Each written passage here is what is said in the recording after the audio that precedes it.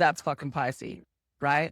And we can't forget that. We can't forget that this is the wisdom of that journey. So it's not going to be I don't think it's going to be an easy eclipse. I think even if you have been doing the work and even if you're aligned, it's still going to be emotional. This is a Pisces story, emotion. They're not just our feeling. They're not just our emotions. They're not just our traumas. The body knows that. And we need to be really careful with our bodies. Be really kind to yourself. Because this is the last Pisces eclipse. Another one like this for 18 years, right? So it needs to make sure that we learned everything. It needs to make sure that, like, we didn't forget a lesson. We didn't skip over a lesson because Saturn is retrograde as well. And it's making aspects with Uranus. So it's like we are going to be able to see things from a different perspective where we maybe haven't been able to do that before. And so we can't forget anything. And so we might have stuff come up from the past. We might have stuff come up that we don't even really understand, that doesn't even feel like it belongs to this version of us anymore. It could be a lot. It could be a lot. I do like the Uranus square, I think is helpful. I think it's chaotic, but I do think it's helpful because Uranus is going to be newly in Gemini and because Gemini as well. So I think we're like being taken down into the depths of ourselves and we're going all the way fucking in, right? Yeah, dude, 2020, think back to 2024. Like, where were you? September 2024. How was your life? What was going on? What were you trying to avoid? Were you trying to escape something? Right? And that's the other thing, right? Pisces eclipse, check on your friends who have struggled with addiction. Check on them. Because the old things that are coming up for people who have struggled with addiction, it's going to feel like they're back then. It's going to feel like back in the day, right? It's going to feel like they're back at the start of that cycle. And they're not. Like we are, but we're not. We're there to feel it, but we're not there to relive it, right? And so check on your people with unresolved traumas. Check on your people who get stuck in these patterns. Okay. There's Pisces, right? Addiction, escapist behaviors, all of these things. Huge around this eclipse. So remember that about yourself as well. Don't think that you have like turned back into that version of you. I have a dark spirit following me. No, that's just Max. Don't worry about it. I know who that is. Oh, it could be the other one. It's fine. I know who they are. Not dark. So what do I say? Yes, we are like going down into that waters. Now, I want to just create that so you're looking exactly at the astrology so I can tell it for this story. Okay. Is it? You can come up and say hi. I mean, you will anyway. 2:18 p.m. Melbourne time, 28th of August. Hello. All right. Okay. So, hey, Aurelia. I'm just obviously having some kind of spirit taken off me. Thank you so much. That's okay. We turn it down. Totally fine. I want to be the loud end of it. Maybe it's this dark spirit that's following me around that keeps turning up the song. Okay. So the thing about this Pisces eclipse, right? Swearing Uranus, getting this like ability to be able to see something from a fucking different perspective. Okay. Now, there is also a Mercury Cazimi the same day. So the sun is in Virgo and Mercury will be in Virgo. And that song, Belinda, is basically about taking what you want without permission. Can I maybe if I lower? Can you guys hear me? It works. Turn the music down. It's Italian. Yeah. Yeah, so it's about taking what you want without permission, basically. They've got a couple of really great feminist songs like that are really cool. Like from that perspective. Okay. If I move this up, like maybe I can like talk right into it. Okay. So the Mercury Cazimi, all right? The Mercury Cazimi. So like everything about this eclipse wants you to be able to leave all of the fucking bullshit in the past. Every fucking thing about it. Because why else wouldn't we have a fucking Mercury Cazimi in Virgo like hours before the eclipse perfect? Like, are you fucking serious? Like the universe, this is like the universe fucks us all the time, right? Bends us over without consent a lot of the time and fucking fucks us. Okay. But this time, this is like a final fucking time, right? So they're checking. We checked everything. Have you looked under the bed in the Airbnb? Have you fucking checked that everything is in your suitcase? Have you packed everything? Because we are not coming back to the holiday house ever again, right? That is like, they are making sure that we've checked everywhere. So like, I'm pretty sure this is like the universe's thing, like, because I'm a Virgo and all Virgos do a version of this. And if you've got a lot of Virgo energy in your chart or with relationships or friends, you also do it.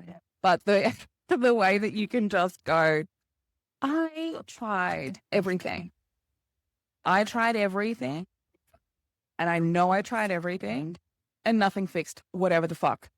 And I'm done, right? Get the fuck out of my life, right? Like Virgos do that. This is that eclipse. The eclipse is like, we've checked everything. We're trying everything. Mercury cazimi at 4 degrees, a Cancer degrees. Because why? Because one of the biggest things that we are wrapping up is this last year of fucking mother wounding stuff that really got opened the fuck up. Like that really got opened up, right? Because Jupiter moved into Cancer, the family space got expanded. We had to look at like that family space generationally, ancestrally. We had to see the mother as like more than just the fucking mother, right?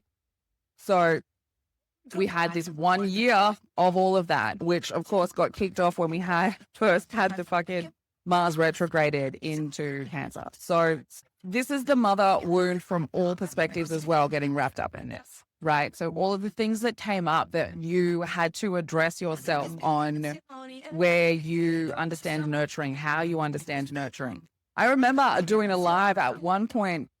If anybody was around back then, we talked about that. We talked about this idea of like how when I had first questioned myself about that, I had to like look up what nurturing meant. Like I had to look up what nurturing meant because I was like, what do I mean when I ask somebody to nurture me, right? And that's kind of this journey that we really have been on for the last year, right? We have really been having to look at our mother experience in all of its ways. If you are a mother, right? Looking at you as a mother, how that relates to your mother's mother, all of the mother things. Even in the collective, you can see the mother things coming out like everywhere, okay? So the mother stuff is getting cleared up. And the fact that it's all happening at 4 degrees, the Cancer degree, mother degree, things relating to the home, the mother, the security of the mother, nurturing yourself, safety, right? So we're looking with a Virgo at all of the fucking details, including that stuff, right? Including the deep maternal wounded stuff, because we're doing it at 4 degrees. Now, the South Node will be at 29 degrees, right? So we are still at this beginning entering into it. So we're like seeing what we need to see before we begin this journey, right? So yes, well, I'm going to go through the rising signs for this eclipse. So we will get to that. I'll try and not go through as long as I did last time. I'll try and be a bit faster and get through everyone, but we will go through the fucking rising sign. So now, because the Mercury cazimi, is in opposition to the moon, that means it's also in kind of a loose opposition with the North Node as well. So when we've got this opposition, it's this like tug of war energy as well. So we also are seeing that the emotions related to where we want to go in the future and the journey that we're about to head into, that the emotions that could be related to that mother trauma that might get in the fucking way of where we want to go. And this is in a tug of war. This is what that sun and that cazimi is shining on, right? Like nothing's getting missed. We are fucking taking everything. You know, it's in an in conjunction with both Pluto and Neptune. And an in conjunction asks for compromise. It asks for, you know, something needs to be adjusted a little bit, right? So Pluto, of course, is retrograding in Aquarius. Neptune is retrograding in fucking Aries. And they are part of this adjustment. The sun is using that energy as well, right? Using the energy of being able to see that ancestral energy, plus how we tried to get rid of it for the last couple of years with Neptune newly in Aries, Pluto is the same, right? What we're revising, what we learned. The fact that they're at 3 degrees is like, I love that. 3 degrees related to the third house, related to things we learned in early childhood, right? These contracts that we wrote about what our authentic self looked like, sounded like, thought like, dressed like, that we made these decisions in childhood. And then Neptune comes in, right? The family, the generations, the ancestry, the trauma, the delusion, the illusion. We pick that bitch up, we put it over the top of that little authentic being. And now the sun is using both of those pieces of information as it shines it, as it pulls on the moon. And it says from your fucking heart, where do you want to be at the end of this fucking axis? 18 months from now. From your fucking heart, where do you want to fucking be? That's the question that's being asked, right? And it's saying, well, if you fucking want that, you can't take all this bullshit with you. You can't take all this trauma programming.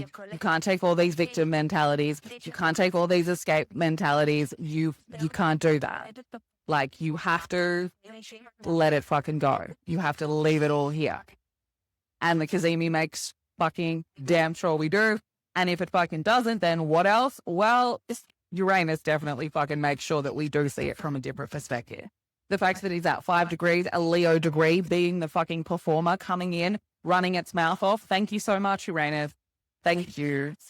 The vertex and the anti-vertex in the sky, and I think this is really interesting, they will be at 7 degrees, which is a Libra degree, right? So the destiny points, and they're on the axis of information, and it's balanced. Are you fucking serious? Come on.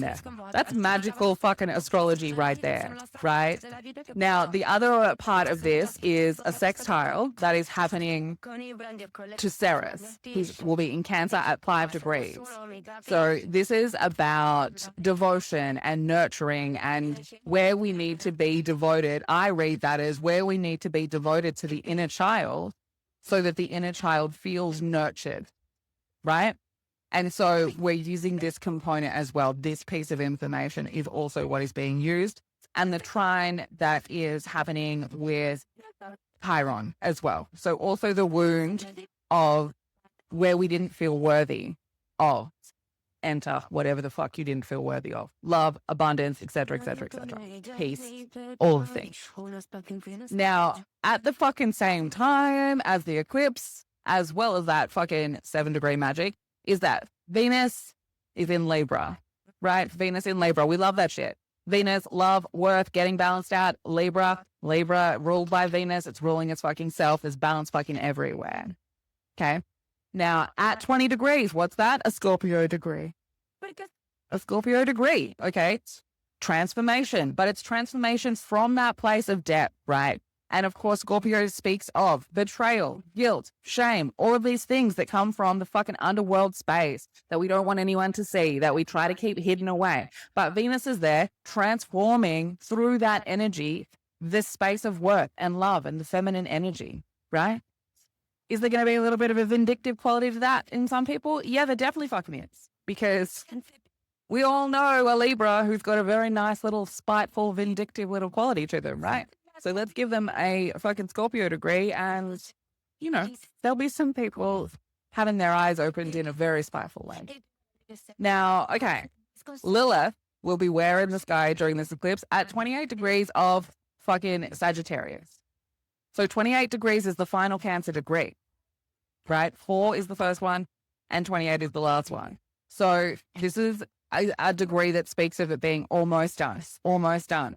And she has been looking for truth, searching for truth, trying to figure herself out, right? Lilith in Sagittarius, that dark side of the moon, the dark side of the emotions, the shadowy shit we don't want anyone to fucking see. The things that we're told when we're a kid, oh, fucking don't let anyone see that. That's weird.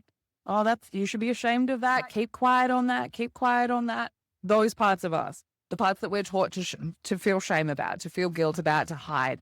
The things that we worry about other people making us feel or us being, you know, guilty of those things, all hidden in that space. And when Lilith is in Sagittarius, Sagittarius ruled by Jupiter, Jupiter's been where? In Cancer. They've been looking for secrets, very specifically through the mother line, okay? And this is also part of it, right? This is also part of this whole situation, because when the eclipse happens, it's going to be in the 12th house. That's where Lilith's going to be, in the 12th house, right? It's magic. It's all magic. Now, the other asteroids that we've got in the party are all talking to Lilith. So they're not talking directly to the eclipse, but they are talking to Lilith. And that's Vesta, who is in its retrograde motion, and Pallas Athena, who's also in its retrograde motion. And they're both in Aries. So this is about like that inner flame, your information about your inner flame, right? And this is asking like very closely, almost conjunct with Chiron and Pallas Athena at the Capricorn degree of Aries retrograde. So we are taking responsibility for the feminine intelligence, especially the spiritual and emotional components of the feminine energy, and how we can use that as intelligence in this fucking man's world. And Vesta right next door is like, bitch, and you know that's the right thing to do, because all of the information that you have about what makes your fire burn, about how big you need to go, about where your space needs to be so that you can step into it, all of that information that you have inside of your feminine intelligence only got pushed down because of the wound of worth, which is Chiron right next door. So Lilith is grabbing all of this information and wisdom from this retrograde of these asteroids, right? And what else? One more magical thing before I start going down these rising signs is Hecate in the sky is in Aquarius now, retrograde, and is at where?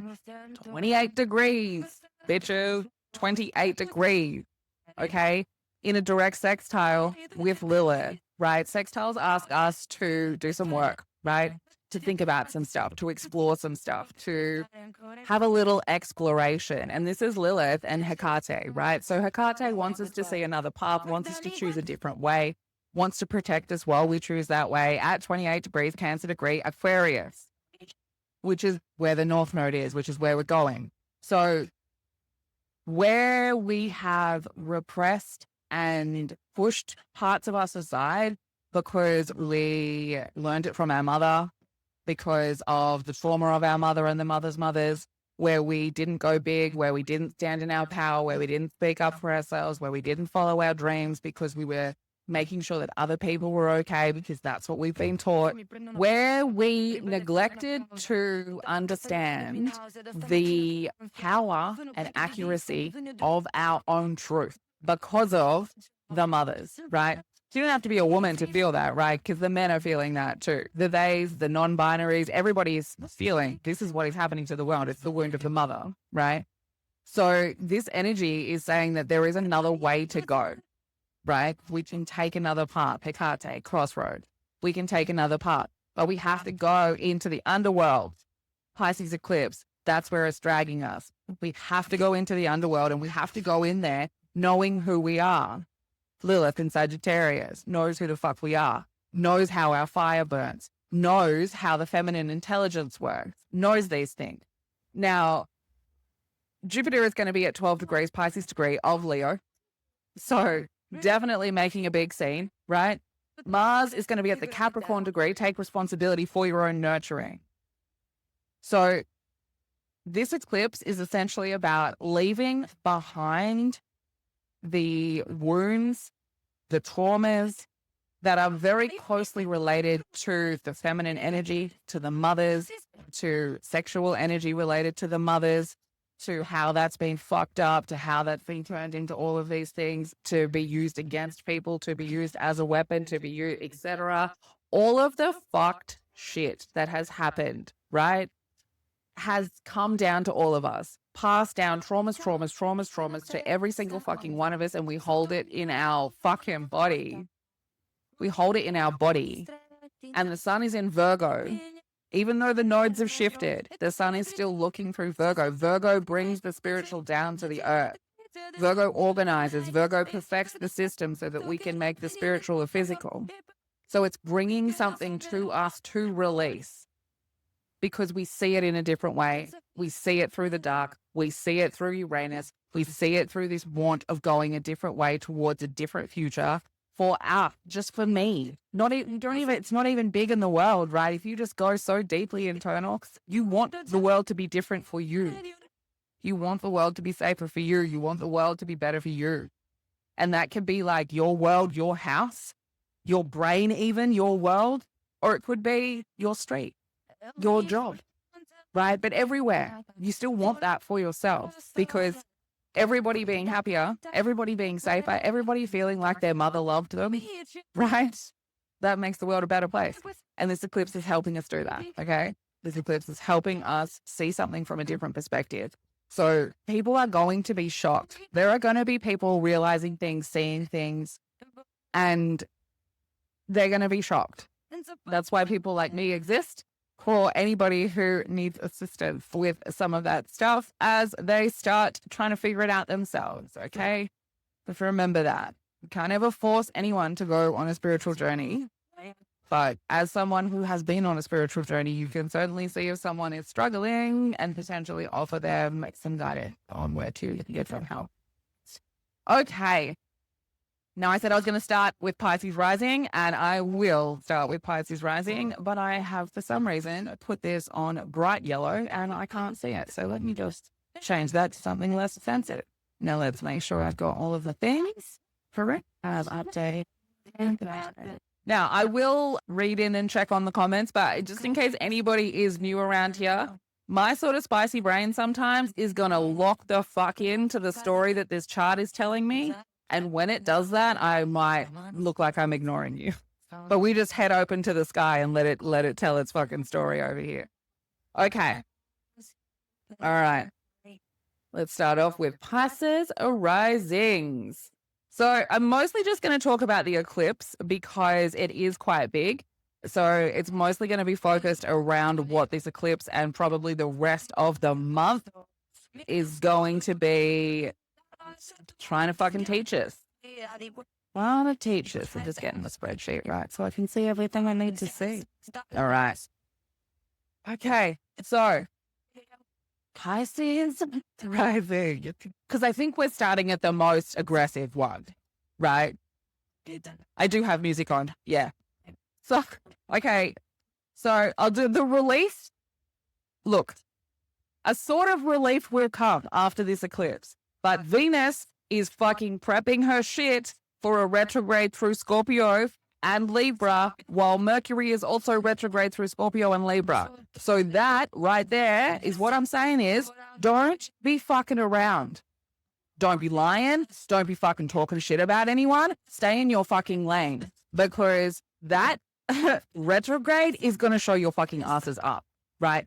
Also, if you think that your partner might be cheating, or if you are maybe thinking about doing a little sneaky sneak, I wouldn't be fucking doing it, okay? So let me tell you, then we'll get into the Pisces Rising, okay? So the pre-shadow begins, of course, about the 1st of September. So fucking watch it, okay? Now, Venus will enter Scorpio on the 10th of September, right? Mercury enters Libra the next day with the new moon in Virgo. Okay. Now, we'll have a full moon in Aries at the end of that month. Mercury will move into Scorpio. The Venus retrograde begins at a Scorpio degree of Scorpio. So that bitch is looking for lies. She is fucking in the underworld, mate. She is starting at 8 degrees. Scorpio degree. Okay. So that's the 3rd of October. That's the 3rd of October. Okay. Then the next day is when the Mercury retrograde pre-shadow begins, right? So fucking we start to uncover, right? Then we get a new moon in Libra, Leo degree. Someone gonna cheat, right? So then Pluto gonna turn direct. You're gonna come back for your fucking toys, right? Then it's game on. You haven't done your fucking work. Then the sun enters Scorpio, so we're going to get a bit of a light on it. Then, how's this day? Okay, 24th of October. The Venus Cazimi at 0 degrees of Scorpio, and the Mercury retrograde begins at 20 degrees of Scorpio, which is the final Scorpio degree. So, okay, don't be sneaking around. Don't be thinking of sneaking around. Don't be lying. Don't be fucking doing fucking none of that shit, okay? Because secrets are going to come out, and that's going to ruin your fucking Christmas. And Lilith will be in Capricorn, okay? And then when Pluto and Saturn are both direct, it's going to be fucking game on for all the cheating fuck. Okay? So let's behave ourselves. And all we have to do to behave ourselves is be honest. All we have to do to behave ourselves is be honest. Okay? Because the Scorpio degrees and the fucking Libras, that's the fucking scales of justice, bitches. Like, that is not... No. Don't be lying. Okay. Pisces Rising. And I'm going to run them backwards. So we're going to go Pisces backwards. Now, Pisces Rising. This eclipse is very obviously in your first house. Now, I'm going to say whole house, right? But please check this. Pisces Rising, you all need to check this because the eclipse is happening at 4 degrees. So it could be not in your first house. And all you need to do is go and look at the degree of your first house. Okay? Because it will tell you whether it's in your 12th house or in your first house. Okay? Because if it's in your 12th house, it's a slightly different fucking time. Okay? So, okay.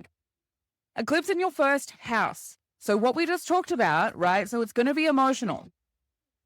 It's going to be emotional, Pisces Rising. We're crying. You are crying for, like, the future that you want that you haven't been able to fucking get to because of the way you've criticized yourself to dust or serviced yourself to dust or sacrificed yourself to dust because of the way you experienced your mother as a child. That's going to be basically the most of it, right? That's going to be the whole thing. But, right, other things that you need to be thinking about is how your ancestry, how authority was presented to you as a child, how you experienced your father, how you understood your ability to chase after the things you loved as a child as well, right? So yes, it's going to be about how you experienced your mother, but it's also about where your sense of worth comes from.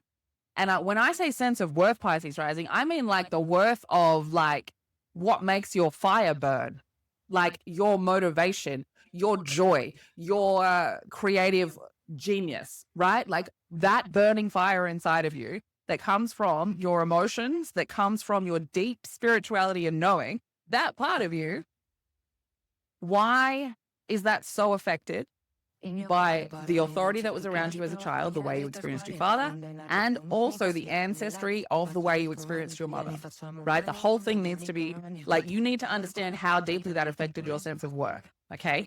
Because your voice needs to start feeling more valued. You need to start valuing it. And I don't mean like, that doesn't mean like talking at everybody. It means like valuing your own opinion first, right?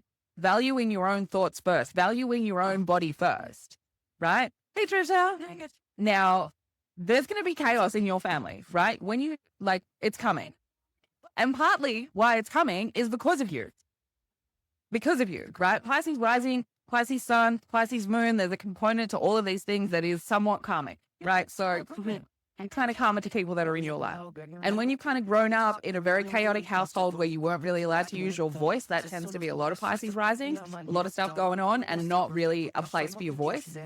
Well, I mean, Uranus is there now, so that's changing. So your voice is going to change, which, like, you saw things as a kid that you didn't speak up about, right? You felt things as a kid that you didn't speak up about. Now, with your passing Cancer, that kind of saying that you did not get the type of nurturing that you require. And right now you might feel angry about that. So this eclipse might make you feel angry. And the emotions that might come up might make you feel fucking angry. Because what about my nurturing? What about my safety? What about my heart? Why did no one think about that? Why did no one think about what I needed? There's a component to it right now because we've got Mars and Ceres both there. That what do you want to devote yourself to now moving forward? How do you want to be able to express and take responsibility for the type of nurturing that you are going to require moving forward? How are you not going to repress that anymore, right? Because you were kind of taught as a child that you didn't matter if you asked, right? You got it when you got it, and it would have been, you know, there's certain rules that would have got it. Now, because we're going to have the North Node, we've got Hecate, and Pluto are in the other side of this, right? So your body is going to be, that's your pointer. Like your body is your pointer from now forward, right? While we're in this axis. Leo is the pointer. It's how your body feels is the correct thing. That is the correct thing, especially during this eclipse, because it's trying to get you to communicate with a part of it that you haven't communicated with for a long time. Okay. Now, you are going to be, there's going to be like the sun is going to be in your relationship house. The Kazemi is going to be in your relationship house, right? So part of this for you, Pisces rising, is kind of realizing where you kind of just took that trauma that you guys have from the mother line of your families and you just like put it into a relationship and then judged yourself like profusely, either actually criticizing yourself to dust or being with someone who criticized you to dust, right? That stuff like that's definitely going to come up. But with Uranus there, you're going to see that from a different perspective, okay? And remembering the destiny points are both about relationships. So the more fucking bullshit that comes up about your relationships, Pisces rising, the better. Like, think about all of it. Get it all out. Bring it all up, right? And this is the thing about this eclipse. Let that fucking Virgo bitch of a sun at the mother critical degree, right? It's a fucking critical little bitch. Let her poke holes in all of it. Let her bring up all of it. All of the relationships. In fact, you could even pretend, Pisces rising, you could even pretend that you were like your mother or your grandmother and use that voice and describe all of the relationships that you were in. Like, get that stuff out of you, okay? So a big part of it for you, Pisces rising, is like revising your authority around how your worth can be effective, right? So that is why you're leaving behind all of these things.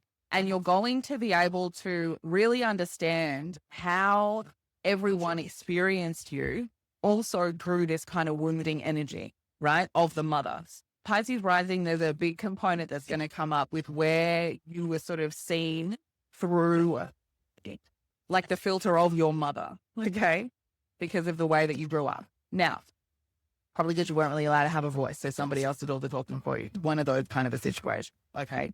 Now, you are sort of deciding like what you want to commit to in the future. What do I want to commit to in the future? What sort of friends do I want? How do I build a foundation of people around me? How do I build a foundation that aligns with like a commitment to myself as much as a commitment to other people? And all of that is definitely rewriting some shit, right? Like we're rewriting some shit because this is helpful for you guys because Aquarius in your 12th house. So you can't really see some of this stuff all of the time. Right? So when something else is talking to it, we can see it a little bit better. We can see it a little bit better. And because Jupiter is in Leo, it's kind of pulling on some of that stuff and making it bigger for you. So we want to be like really understanding the difference in the types of voice and the way that you speak up for yourself and the way that you look. Probably we're taught a version of like what the right words to say are, what the right feelings to say are, right? Third house in Taurus. So there is this quality to it that like the reputation, we have to remember that when we're like using our words and stuff like that. So that's being opened up and we're trying to find our authentic voices, and Pluto is doing it at 3 degrees and almost back to 2 degrees actually of its retrograde. So he's like in the voice component that you learned, right? This sort of thing. So this eclipse could be very emotional for you guys. Big transformation, right? Like Venus is going to be in your house of transformation at a Scorpio degree of Libra. So this is really transforming your whole value system that has been set on past relationship dynamics, which is so fucking important for Pisces rising people, okay? Because you guys really struggle to see yourselves with Pisces and illusion and first house, tenth of illusion. So it can be really 12 houses, like things that you can't see. And Aquarius is like the spiritual God that can see from a different perspective. So you guys really struggle. And to see that, to see you, how you perform, like we look for Leo energy and that's your body. So Pisces people are always disassociating from their body. It's all a setup. You guys, next time you set your holiday for a physical experience, don't choose Pisces rising. And in fact, you can probably tell your mom that maybe if she like had it pushed a bit faster, or held off a bit longer, then you wouldn't be a Pisces rising. Okay, Aquarius rising. Let's freaking go. I'm an Aquarius rising, but I'm also a Virgo stellium with a 29 degree fucking Pisces Lilith. So I am a little bit scared of this eclipse, to be fair. Fair. Okay. Okay, so I mean, Aquarius rising, you got some shit going on, right? Like, come on. you guys have all got some shit going on? Because we've all got some shit going on. Because Pluto is like rewriting the fuckery, right? Like Pluto gonna be there for a while, right? So we are in the makings of a new person, new contracts, new ways forward, new ways of being. Really understanding the power of authenticity and how it is kind of your job, Aquarius Rising, to like lead the way. Aquarius people, Aquarius Rising people, there is an energy right now, especially, and also MC Aquarius as well. You would have that. It's time to fucking shine. Like weirdos out, fucking get it out. Like that's enough hiding, right? And so we're being kind of asked right now with this eclipse in the second house, right? We're leaving behind all of the fucking trauma related to worth. Okay. In all ways, where you judged your self-worth, where you didn't have any money, had too much money, spent all your money, fucking went bankrupt, couldn't get a loan, all of the money shit that you've dealt with. Okay. Because you fucking Aquarius Rising with a 4th house in Taurus, like money and worth was a very big theme for Aquarius Rising people, right? Very big fucking themes. So this is like taking that back. This is really taking that back and really owning what your worth means, right? Because that's not what it fucking means. When we look at this like second house in Pisces, right? So yes, that's absolutely what it can mean. Second house in Pisces can absolutely mean that a lot of trauma around worth, a lot of trauma around money, like money isn't real, right? We think about Pisces ruled by, like partly ruled by Neptune, is kind of not really there. It's ether. And so second house is worth. So it's very hard to find your worth. It's very hard to find money, Aquarius Rising people. But 4th house in Taurus. So money was big, right? And so 12th house in Capricorn. So you couldn't see it, right? You couldn't see your foundation. You didn't have the foundation. The foundation was kept from you, right? There's something. You can't see how hard you've worked, so therefore you can't see your worth, right? There's a lot of these components. Now, that's what this eclipse, that's where the feelings are going to be. The feelings are, it's going to be crying. Aquarius Rising, crying. Don't invite anyone around. We're crying because it's going to bring up shit. It's going to bring up the shit. Like, it's bringing up the shit. The North Node is saying, who do you want to be? The South Node is saying, who did your relationships tell you that you were, right? Fun. Because Aquarius Rising transformed basically through criticizing itself because it's got an 8th house in Virgo, right? So Aquarius Rising people have to criticize itself to dust, right? Usually through its lack of worth, because we need the dust, right? We need the fucking dust. We have to transform things one little bit at a time. And in order to know what needs to transform, we have to criticize ourselves to dust. We have to be discerning around everything, who we share resources with. We have to be very careful with the give and take of fucking like service things in all things, because it can very quickly get unbalanced when your sense of worth relies on your sacrifice. Okay. When your sense of worth relies on your sacrifice, you can get very carried away giving all of your resources to somebody else in order to have yourself witness back to you, right? This is going to hurt your feelings. Okay, good. We want it to. With, Venus is there at 20 degrees of Libra in the 9th house. So it's transforming values that you made about yourself from relationships that were unbalanced. It's asking you to shine your fucking light very carefully at all of the details, and especially at all of the details of the things that your mother made you feel about yourself. Okay? Okay? Because we're not fucking taking that shit with us. We are not taking that shit with us. Okay? That is what is being fucking turned to fucking sludge and built into something stronger for Aquarius Rising. This is 8th house where the sun is going to be, right? And it is remembering all of the stuff, all of the shit from relationships. It's remembering all of that, and we are fucking, no, we're not taking it with us, okay? Now, it's going to hurt your feelings. Uranus is going to be there, so, do something fun. Have a fun conversation. Watch something that's fun information. Do something creative and weird. And Aquarius Rising, I mean weird, okay? Because we've got Uranus at 5 degrees of Gemini in the 5th house, okay? There's a Priapus is in your 5th house as well, so there is a bit of a sexual kind of vibe to it, right? but maybe you need to have like a sexy conversation with someone that maybe goes against anything that your mother would let you have. Maybe you need to, you know, do something a little bit spicy, kind of go against all of the things, right? Because the destiny points, axis of information, that shit is going to be 5th and 11th house, right? So it's going to come through like seeing it through something, seeing it through a relationship dynamic, seeing it through a partnership, being able to understand it that way. Then we'll have to cry it out, fucking all the tears, cry that spit out, okay? Mate, it's cry day. Amelia, Aquarius Rising, we cry. Set your fucking timers. Because we are taking responsibility for nurturing ourselves. Like, we're taking responsibility for that shit now, right? And so because we're taking responsibility for it, we'll have to cry because we got fucking Cancer in our 6th house and Mars and fucking Ceres are there. So we gonna definitely cry about it. We definitely cry about it. We probably feel real good afterwards, but he's crying about it. And it's going to make sense, right? Because the Kazemi happening in the 8th house. So the Kazemi knows it's going to tell you what is transforming, right? So cry day, Aquarius Rising with Pisces in your 2nd house. Okay. All right. Cap Rising. Let's talk about you. All right. Cap Rising. Stay down. What a color code it. So I can see. Okay. Cap Rising. All right, Cap Rising. Let me just look at your comments real quick before I left right here.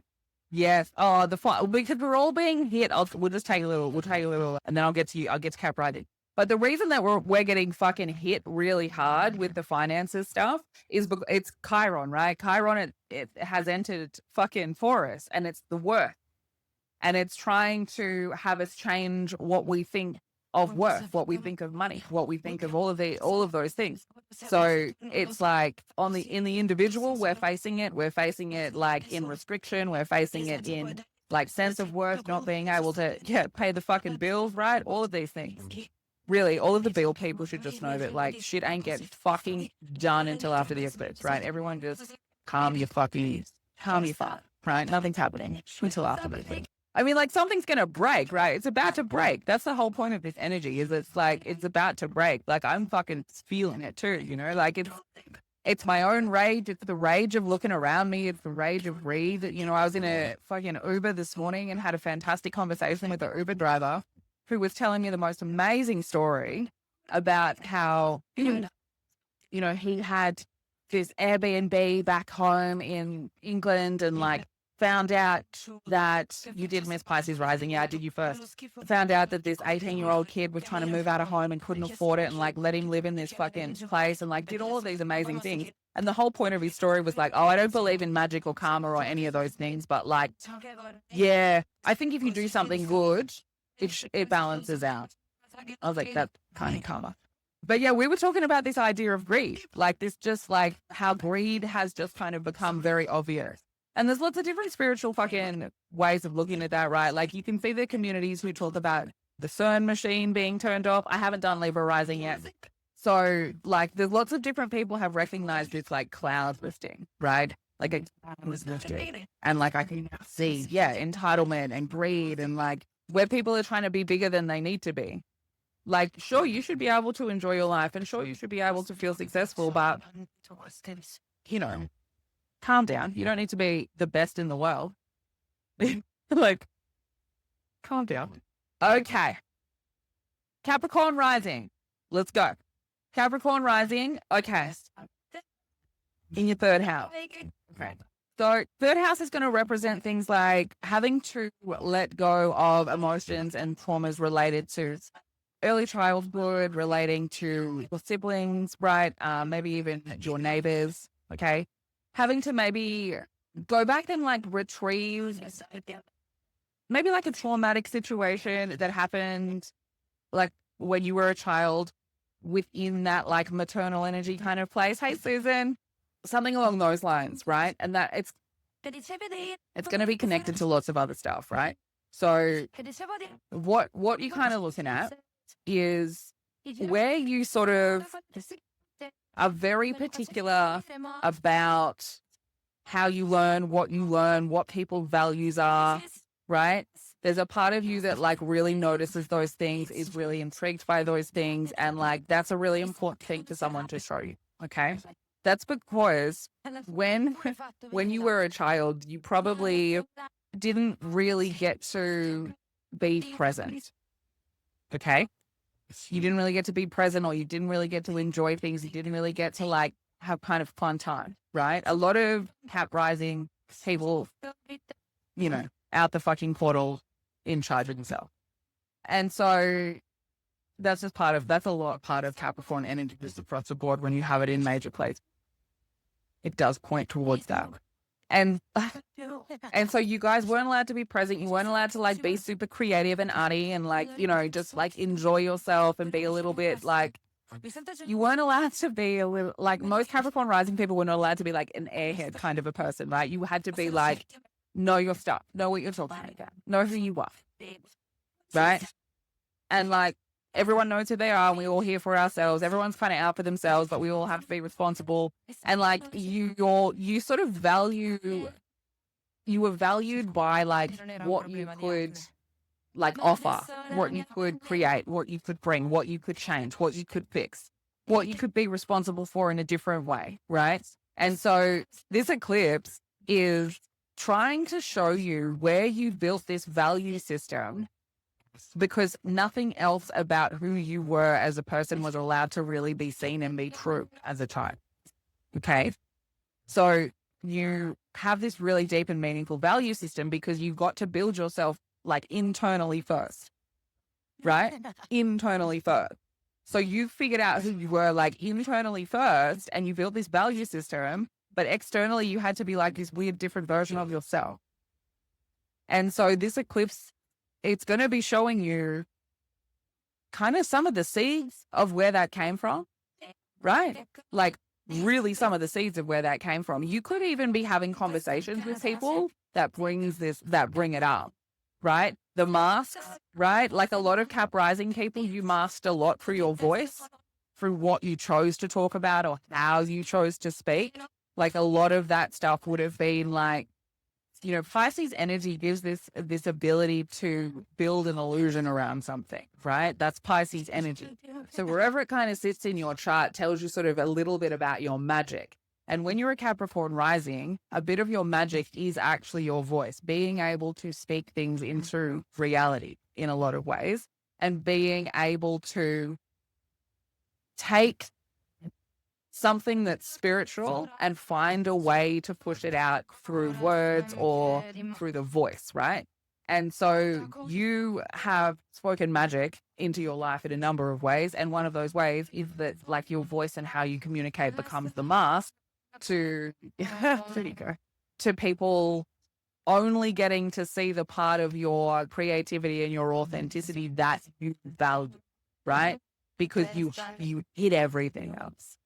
So you learned yourself first, you built yourself first, and that's where this light is shining from, right? So the light is shining from like how you live your life now, what goes through your head now, the people you have around you now, and you're sort of going to be able to see where there is still this part of you that wants to burst out, right? Leo 29 degrees in the South Node as part of this clip, right? It's like, if I take all of this knowledge that I have about myself right now, standing right now in my physical space, like Virgo knowledge, right? We've looked around, we've seen all of the things. We've got it's where from Uranus coming in. So we're also able to take into account our body. How does my body feel, right? What's going on in my body? What's going on in my throat? What ideas are running around my head? What do I need to express? Who was I talking to today? All of these things coming into play to be able to look at that wounded place, that trauma place, that place where you didn't feel secure, to be able to show up as who you were, to speak who you were, to be understood is a big one for Cap Rising. A lot of third house Pisces can make it really hard to feel understood, especially as a child. And so you're kind of choosing another path by choosing a more secure sense of work. Okay. I can't say at 28 degrees of Aquarius in your second house. So you're choosing a different pathway, right? Now, a lot of this energy, like you should be able to see some of this in your family right now. Because, I mean, you've got Vesta, you got Pallas Athena, you got Saturn and Neptune in your fourth house. So shit's going down in your family space.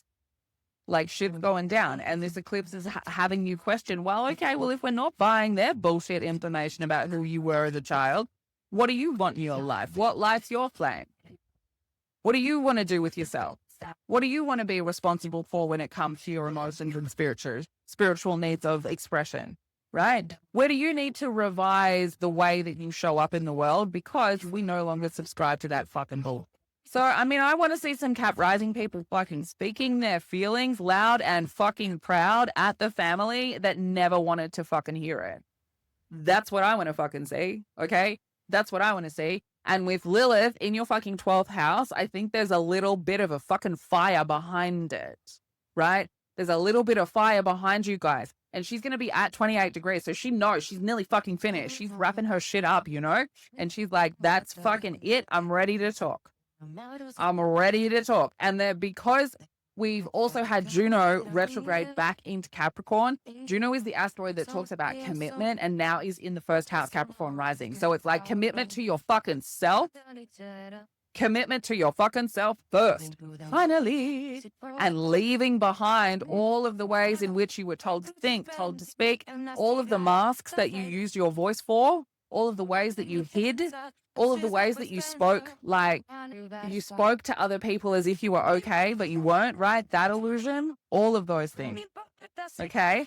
All of those things, because you're like you're being motivated to call in partnerships that are going to nurture and love you and care for you.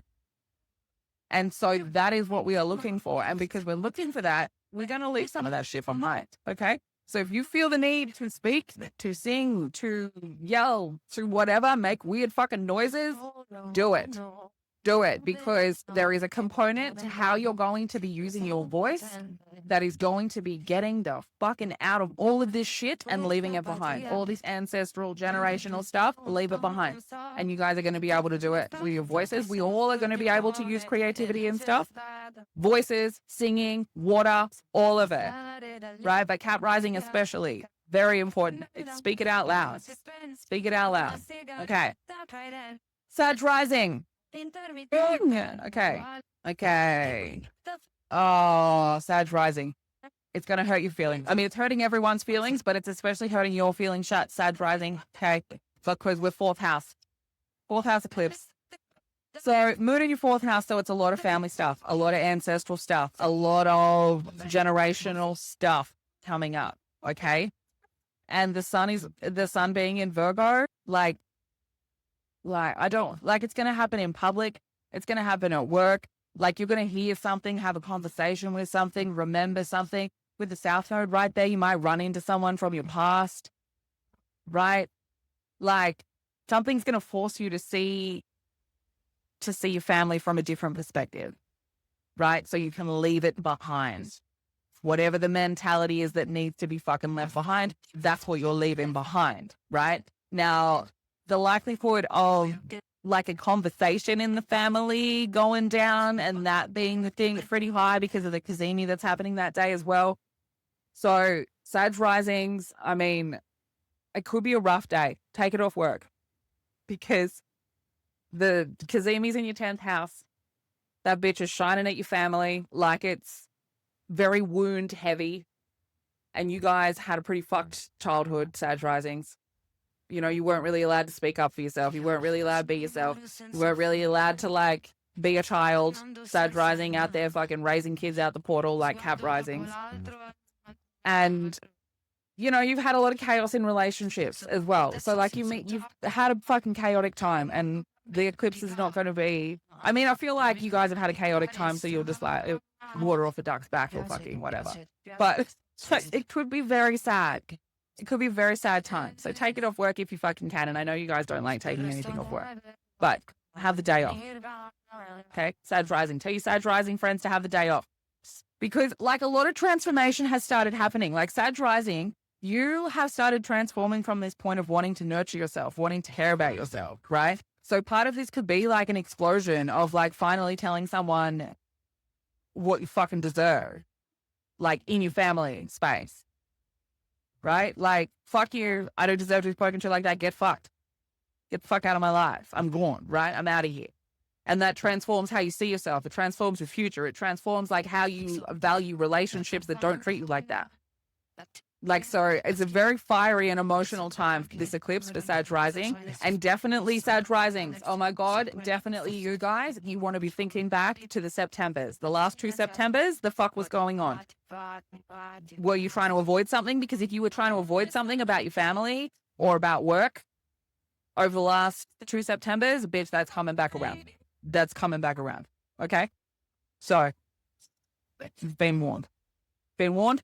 Something in your relationship could transform with this as well, right? And it's likely to be a work relationship. Oh, I just saw that. So, hello, if anyone knows any Sag Risings that are about to find out that someone's cheating in the office, make sure they come and tell me that tea, please, because that shit definitely looked like it's gonna go down for someone's chart. Definitely. And that's why there's gonna be workplace problem. Okay. All right, Scorpio Rising. I mean, you guys been fucking getting it anyway. To be fair, everyone's been getting it, but I do think that some people have been getting it worse than others. Okay. Scorpio Rising. See, this is where other astrologers are going to piss me off. So I'll try not to be sassy about it. Okay. Scorpio Rising. Now, this is happening in your 5th house. So I do want you to be thinking about fun. Okay. I do want you to be thinking about fun. But I don't want you to be thinking about fun with other people if you're a Scorpio Rising, because fuck that shit. This is not the time for it. Okay? Because Scorpio Rising, you guys struggle to have fun anyway. You always have. When you were a kid, you weren't allowed to be as creative or as spiritual or as weird or as fucking woo or as disassociated when you needed to be sometimes. You weren't really just allowed to be. And so Scorpio Risings, with this eclipse in your 5th house, there is going to be a quality to it that's going to be a little bit of grease for all of the fun you haven't fucking had. Right? For all of the fun you haven't fucking had. And it might bring up friends that you had, that you thought were your friends, that you would just ended up being a slave to. Right? You might finally have some you might finally have some fucking like clarity on some friends who've been bitches, or like a team at work, or like some group of people that you're like, if you're someone who plays group sport, you know what I mean? Like, it's the energy of like, oh my God, that fucking bitch. I knew she was talking about me. Right? And then that brings up like, oh my God. And then I never had any fucking fun. And then I'm going to leave that behind. I'm going to go and have some fun. But there's like pieces of information that we have. And for you guys, there's some kind of information that you have from teams, friends, groups of people, maybe even like online friends as well would come into this. But you already have like a piece of information that maybe doesn't make any fucking sense. Right? And that seemed like you got some TM, I'm just saying. And so, look, Scorpio Rising, you've been having a fucking rough time with people, okay, for like 5-6 years. But I do feel like this is maybe like the final purge of all of these fucking bullshit people that Scorpio Rising have been getting, okay? Because this eclipse is going to show you like the last bits of that. The Kazemi that's going to happen, look, it could happen in a friendship that you currently have. Like, something could something could come up that makes you realize that somebody intentionally tried to put your fire out, right? That's the kind of vibe here. And so because a lot of Scorpio Rising, you get your worth out of like being to be the optimistic person for your friends. And like, it's going to hurt your feelings, because I do feel like it's going to involve something about your friends that you don't want to know, right? And you're going to see it from a perspective that's going to change your mind forever. And like, something that went down in public, something socially, something at work that has kind of helped build a bit of an idea or a bit of a mentality around something that you shouldn't be holding on to. And it's been getting in the way. Like, for some Scorpio Risings, bitch, you're going to find out that someone stole a promotion of you. Okay? Some Scorpio Rising people are going to be very upset at somebody they work with, somebody within their career, someone who's fucking betrayed them, which hilarious because Venus going to retrograde and that bitch, it'll all sort itself out. But some Scorpio Risings are not going to have a good time either, right? I would advise everyone to take the day off work, but like, we can't do that. But I mean, there's only, it's 26, 30 people in here. So you guys can all take the day off work. So you should. Scorpio Rising, Sag Rising, definitely. Look at definitely. But everyone's going to cry. Everyone's crying. We're all crying. Everyone's crying. It just is. It's very maternal energy. Okay? So, yes, Scorpio Rising, you want to try and do something fun. Right? Now, the eclipse is what? At 2:18 p.m.? So like if you want to go out Friday night, Scorpio Rising, if you want to go out Friday night, yes, but be careful. Because Scorpio Rising, 5th house in Pisces. We all know what that means. I'll do a lesson in case you don't. 5th house, has fun, Pisces, addiction. Be careful. Know that you're an addiction, like you're an addict, right? But Scorpio Rising, you definitely go overboard. Especially if you're with people that like to party because your sense of worth is in Sagittarius, okay? So don't just like go out fucking partying because that's what your friends want you to do and you don't want to do it because you know that you'll be very critical of yourself afterwards if you fucking embarrass yourself or say something you don't want to say, okay? So you can go out, which you should do something fun, but I do not advise that you do it with people. Like Scorpio Rising, go and have fun by yourself. Go and even see if you fucking know what that means. Which you probably don't. Should you've been organizing your friends fucking you. Okay. Libra Rising. Oh, Libra Rising. Okay. I mean, a 6th house eclipse is not a good time. A 6th house eclipse is not a good time. A 6th house eclipse is not a good time, especially if there is like a medical situation that runs through the mother line. Okay. That's not a good time. A 6th house eclipse is also not a good time for trying to get work done. Okay. Now, if there is an illness that runs through your mother line, Libra Rising, the likelihood of that being involved in this eclipse is very high. Not the illness, right? Like, I'm not saying like the illness, you're going to get it or someone in your family's going to get it or it's going to fucking whatever, but like something about it is going to become relevant, okay? Because there is a part of that illness, that medical condition, that body condition, right? There is a part of that that doesn't make you feel safe enough to choose the weird path, okay? So it's, like I'm saying, it's likely not the illness. For some people, it probably will be if you've got that kind of a chart set up. But you'd have to have a number of specific things for this to be very specifically that. But it looks more to me like it is having clarity about an emotional program that comes through this illness, right? And like it kind of reads to me like stopping yourself from doing something because of a concern that runs through the mother line and then getting to this point in time of feeling like that has kind of controlled your life, right? And with Hecate at 28 degrees, the mother degree of Aquarius, it's offering you another pathway away from that feeling, that trauma, that program that you went down, right? Now, remembering that this is the final eclipse, so it is going back to retrieve things, right? Where we maybe forgot a lesson, didn't learn a lesson, didn't see something, needed to have another shot at it, left something behind that we need to look at or bring with us. The last 2 Septembers, okay? So thinking about the mother line, thinking about the illness, thinking about your body, thinking about your habits, the way that your life kind of went together, right? The way that sometimes you could never just get a fucking routine going. You just couldn't fucking get on top of it, right? All of those things could come up. Now, they're likely to come up from understanding from a very self-critical point of view. Some of the criticisms that you took off other people and like build a foundation out of it in your subconscious and then pretended it wasn't there. Because heaps of Libra Rising people do that. So be aware that there is going to be clarity in something about criticism, holding yourself back, choosing a pathway based on like fear or something related to illness or I think predominantly it's going to be that in the mother lines and how that stops you, right? And the first example that has come to my head was when I used to be a personal trainer. I remember training this girl who was 17 and her mother had breast cancer and it was the one that they can see in the genetics, right? And so she was trying to decide what she was going to do. She was trying to decide whether or not she would get this test and find out if that was going to be something for her, because she wouldn't be able to get any surgery until over 18 anyway.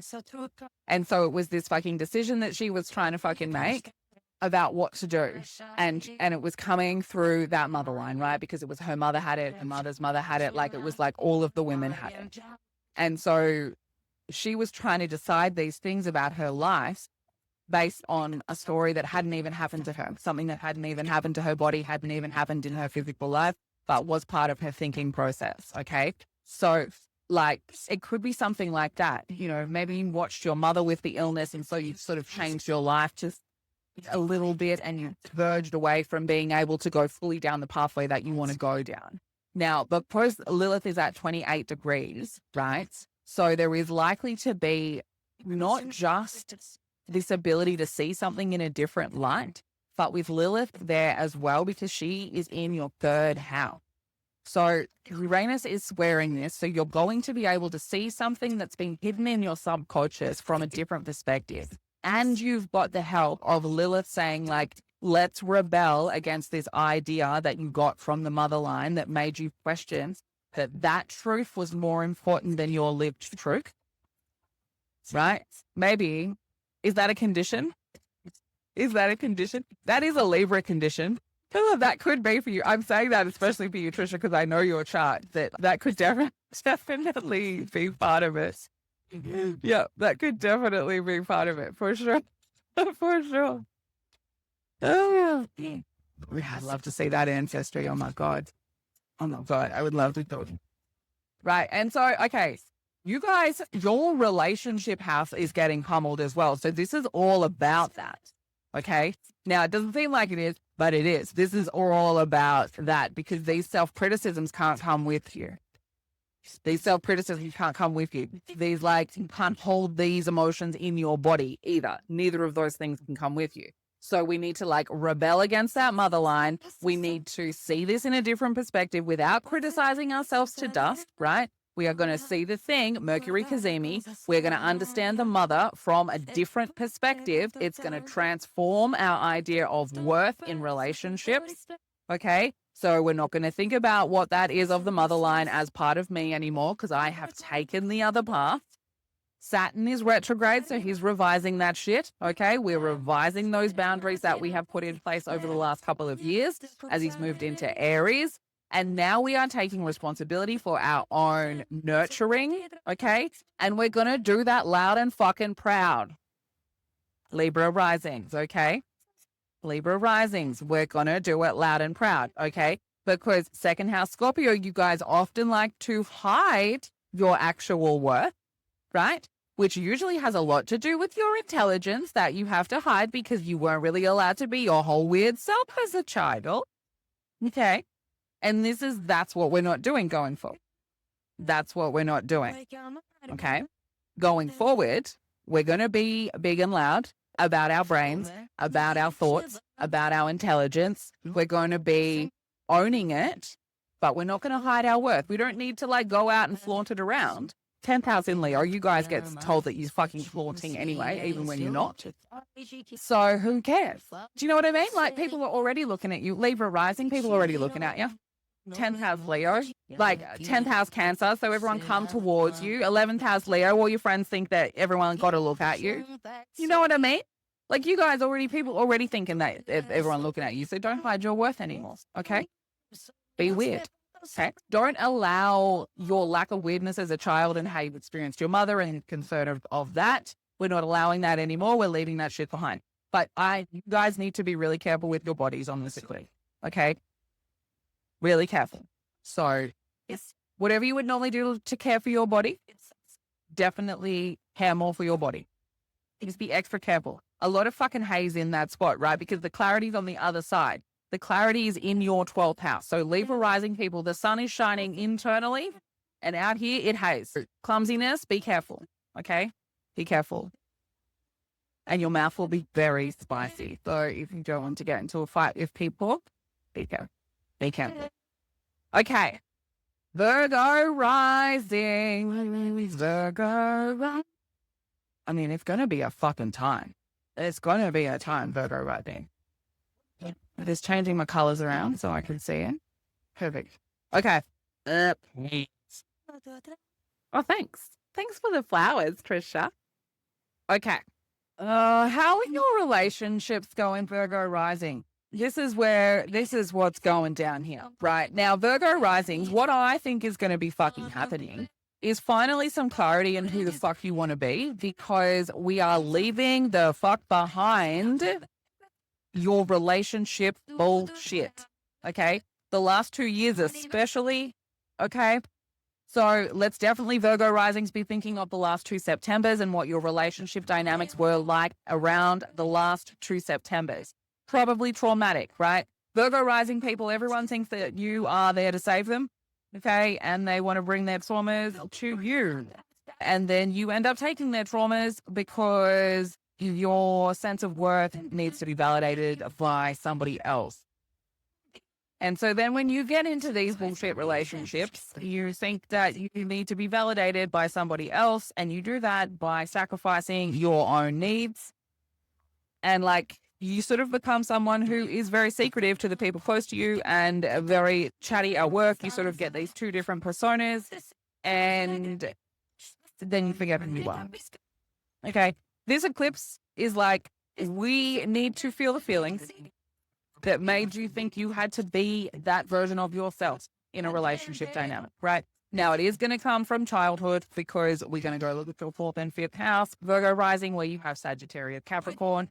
So, you know, you were supposed to be very responsible, but there was a lot of chaos around you, but you weren't allowed to like have the sort of stability that you fucking needed while the chaos was going around you, but you still had to please everybody. Okay. So that is going to need to be addressed. You are going to need to look at the truth of who you fucking are if chaos isn't happening to you. And you are going to have to understand that it's time to commit yourself to your own life and to stop worrying about requiring validation of being worthy of things from external parties. So this eclipse is going to hurt your feelings, because it's very likely that you are going to have to see something that happened in a relationship dynamic from a different perspective that's going to hurt your feelings even more, because it's going to show you where you were not responsible for your own nurturing, for your own care, for your own safety, because you were continuing to like not only let somebody drain your life force, but you were still choosing to sacrifice yourself in order to see yourself as a good person, right? So there's going to be grief that comes up with that. You have to grieve that side of you, right? Like, we have to grieve the person that we neglected. And this is where lots of people I find get stuck, right? Where they don't want to deal with guilt or shame kind of spaces because they feel yuck. And when you think about that, you know, we think about a relationship that we were in for fucking 10 years where we definitely ignored our intuition, where we definitely stayed for too long, right? And we don't want to deal with that because we have to then grieve for that fucking person that didn't get that life. And Virgo rising is going to kind of feel a little bit like that, right? We're going to have to grieve some of the things that you overgave to people in order to try and feel like a good person. But this is the clarity you need. This is definitely the clarity that Virgo rising need, because it's going to release you from all of that fucking bullshit should energy, right? Because the South Node's in your 12th house. So this is sort of stuff that is in the subconscious, but you're going to see it. Sun's right there. You're going to see it. It's going to make sense, right? For some Virgo risings, what you're going to fucking see is an ego. And then you're going to cry because you're going to realize that you're being acting in ego. Okay.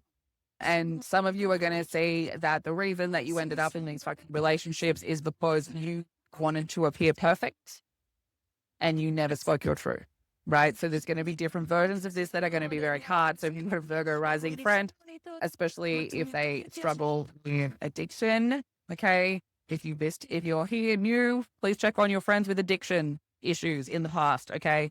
That loop is coming back around and they might think they're stuck in it when they are not stuck in it. Please check in on them. Tell everybody. This is the eclipse to check in on your friends who have struggled with addiction. Okay. All right. And just Virgo rising friends need hugs because it's probably going to be a time.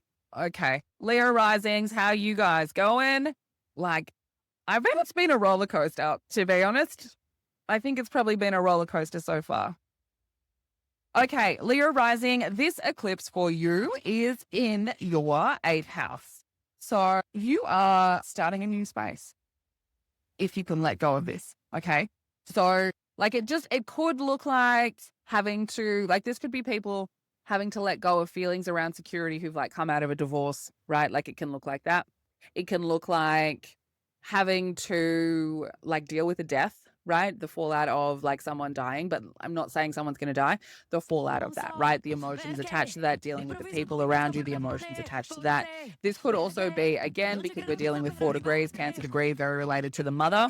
Could be a lot Leo rising with having to deal with the grief that your mother couldn't deal with. And then as she raised you, you had to fucking deal with them. Okay.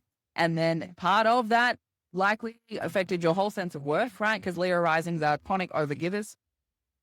Leo rising, you know, your sense of worth is related to your service energy, and you have the axis of possessions is your service and sacrifice, right? So it's like the belief system that the things that you possess that can give to other people service and sacrifice of you, right? So you chronically overgive Leo rising, chronically. With Jupiter in your first house, with the South Node in your first house, and Mercury having just run through there, potentially be some like eye-opening moments in relationship dynamics for Leo risings that have kind of showed them where they have been overgiving and they need to be having some like, give me some back. Now, this eclipse is like helping that transform, but it's going to involve having to feel those old feelings, right? And your sense of worth is going to be loud, and Leo rising have a good sense of worth because that's where your Virgo is, okay? Wherever your Virgo is in your house system, that is where you criticize yourself to dust. Just as a little astrology lesson for you there. Whatever house that's in, that's where you're very likely to criticize yourself to dust. So Leo rising second house, so your sense of worth, money, right? So you either see Leo rising's people big spenders and then they criticize themselves later, or they are stingy as fuck to themselves, right? Stingy as fuck. So they sort of have to learn that they're worth having nice things, even if they're not, you know, working themselves to the bottom. So this eclipse, it's going to be big. And this is one that I would also warn about illness. Leo rising people with illnesses, just be really extra careful with your body. Extra careful with your body. Okay. Like, I just don't like an 8th house Pisces situation going on with an eclipse. Okay. But there will be a lot of, like, that's the thing with this eclipse though, actually. Like, I was going to say, nobody's going to die. But like, spiritually, that's not true. Like, spiritually, that's not true. We're all going to die like at least 1 to 50 times between now and the eclipse. Okay. Like, it's going to feel like this is a closing out eclipse. So, like, we might not all be Leo risings with Pisces in our 8th house, but, like, we are going to, like, die and then be reborn and then learn a different lesson and then die and then be reborn and then learn a different lesson and then die and then it's happening. This is what's happening. It's the fish, right? It's the fish. We above the water, we below the water. We above the water, we below the water. Okay, we all doing it. We all having a death and rebirth moment with this. Okay, it's going to be huge. Okay, Leo risings, hopefully, those of you who follow me or will watch these videos that I cut have got the right partner, because that's where you're heading. That is what is helping you change, okay? Is because Leo risings need to be with a partner that values authenticity, that values like fun intelligence. Okay.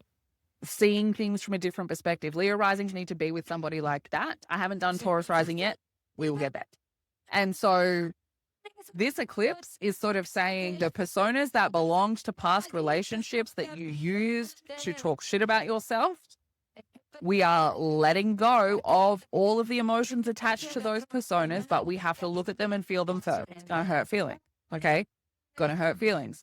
And you are being shown like how your inner value system and how your understanding of self needs to grow and keep getting bigger.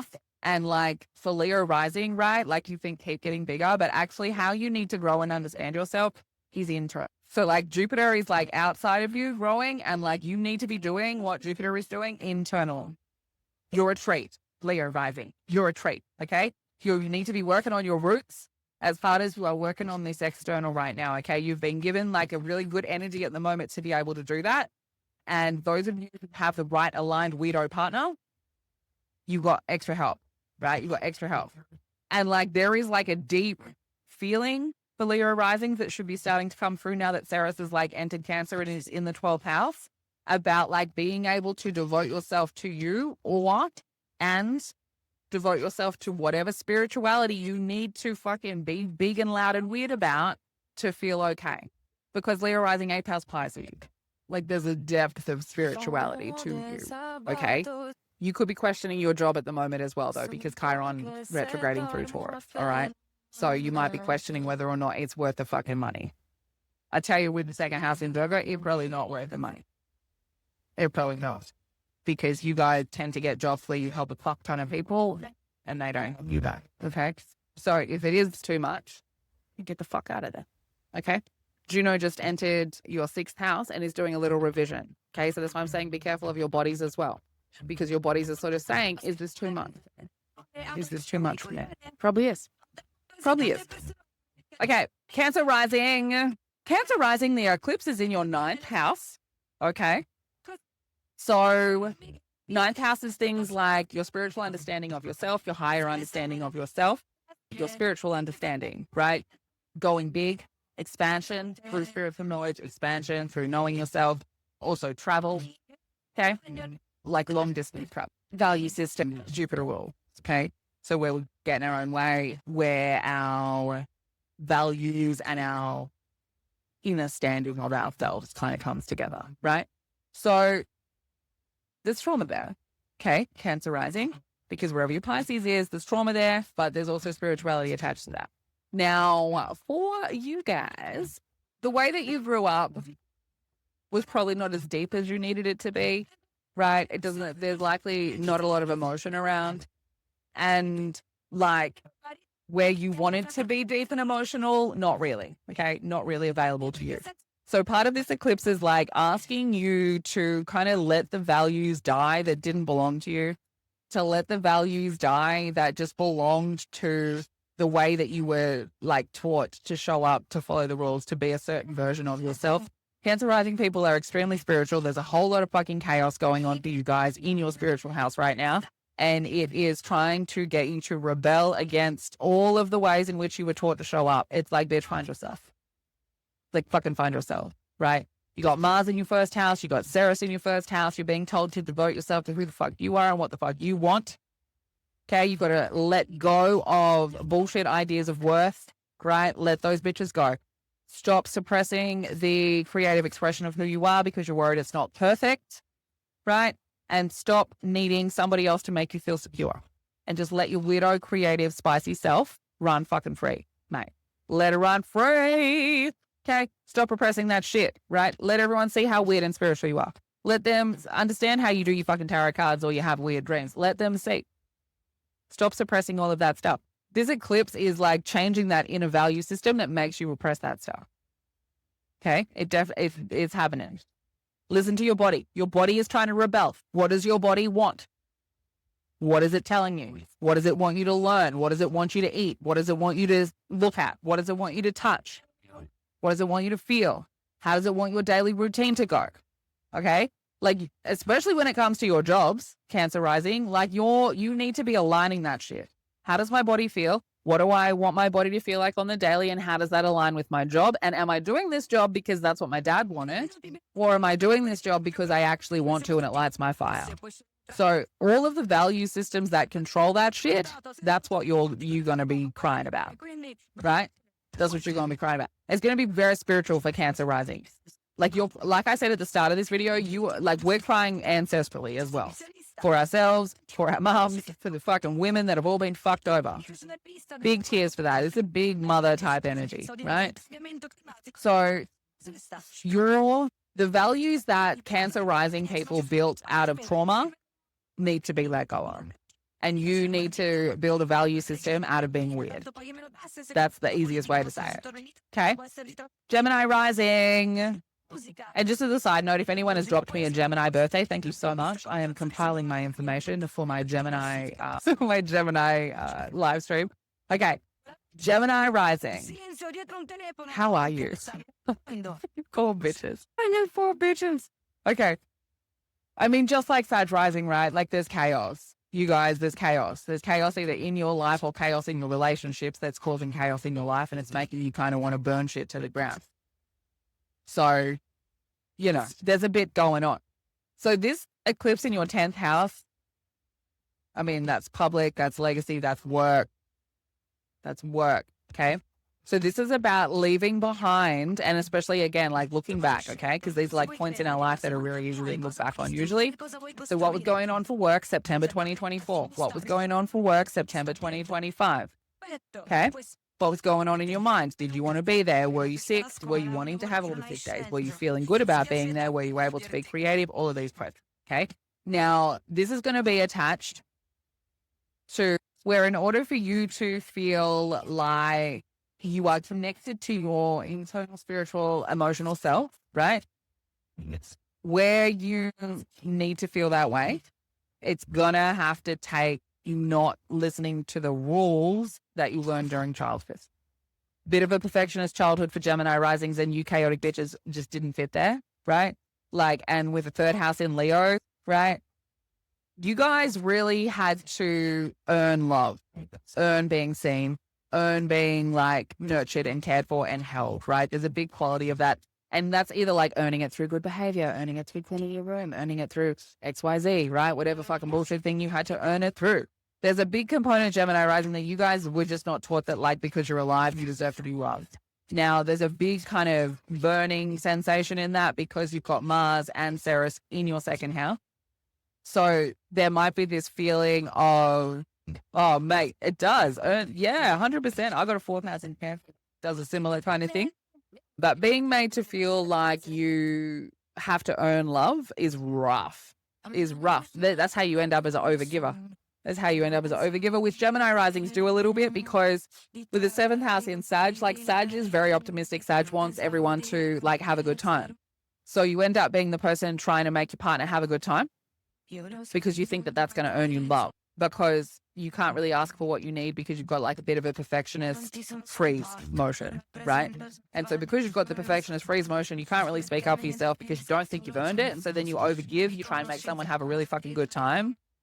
And then you have nothing because you've forgotten about yourself. Okay. So this eclipse happening in the 10th house, it's kind of going against all of those rules that you picked up from childhood, right?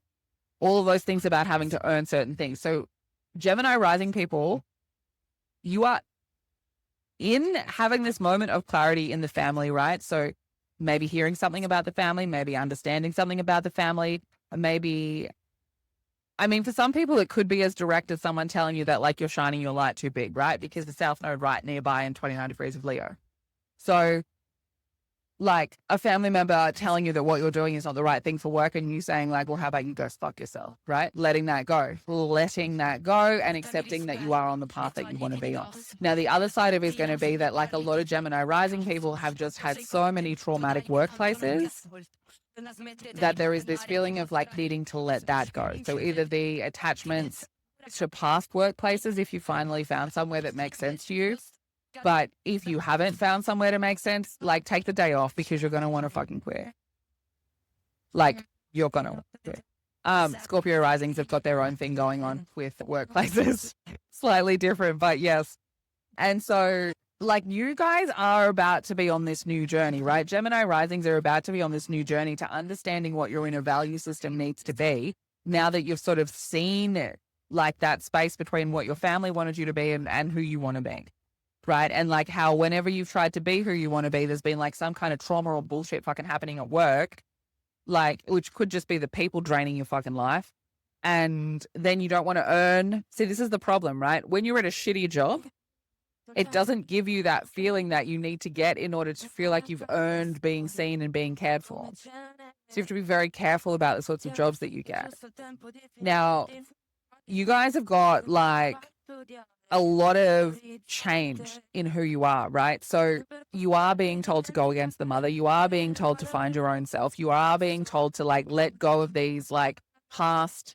And like for some people, it could be like shame and embarrassment in public, like where you have experienced shame and embarrassment in public because you have your own very strict perfectionist rules about how you're supposed to show up in public.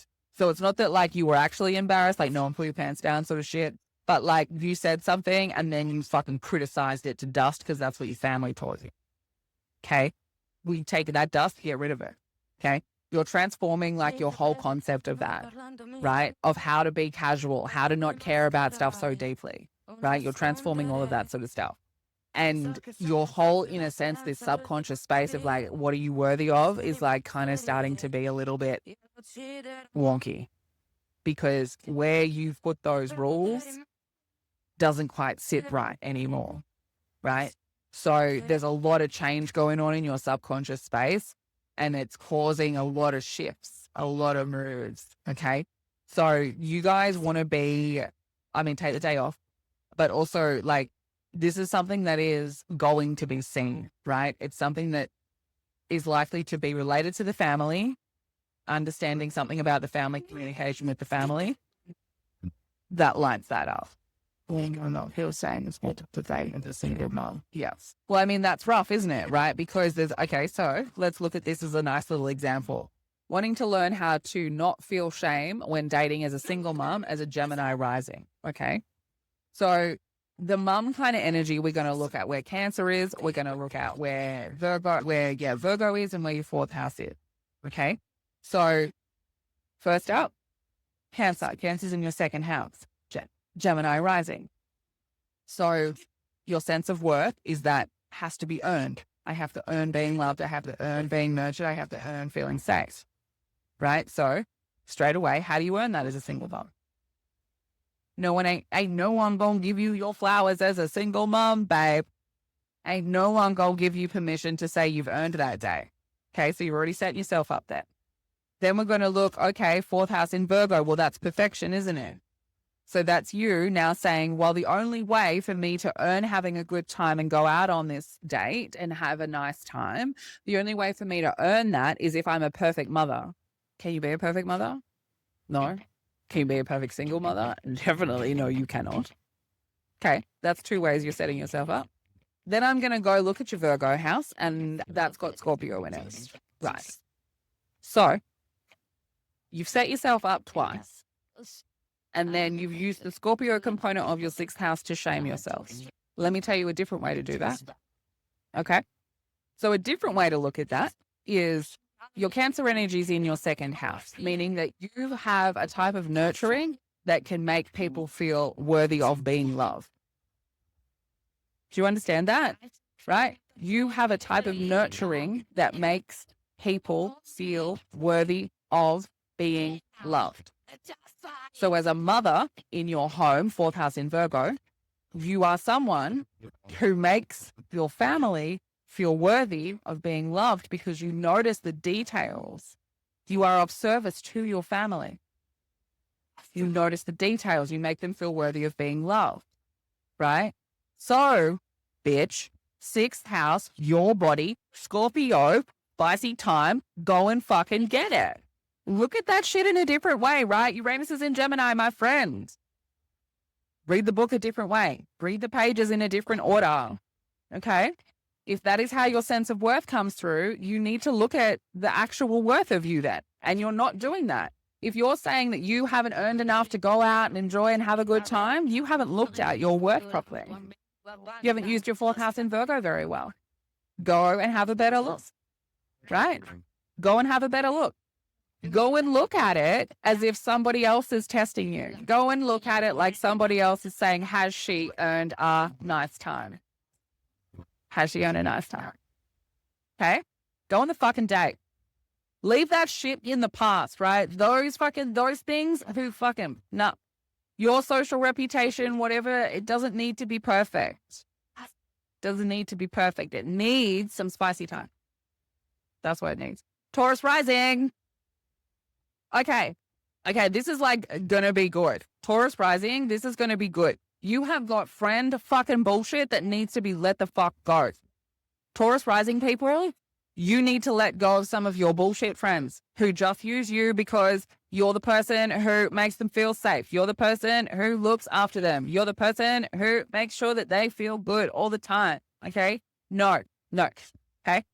Now, Taurus Rising, with this eclipse happening in your 11th house, you might be saying goodbye to friends, actually. You might be saying goodbye to like a team that you work with or a group that you used to be part of or like a club that you used to be in, right? You might be saying goodbye to those things.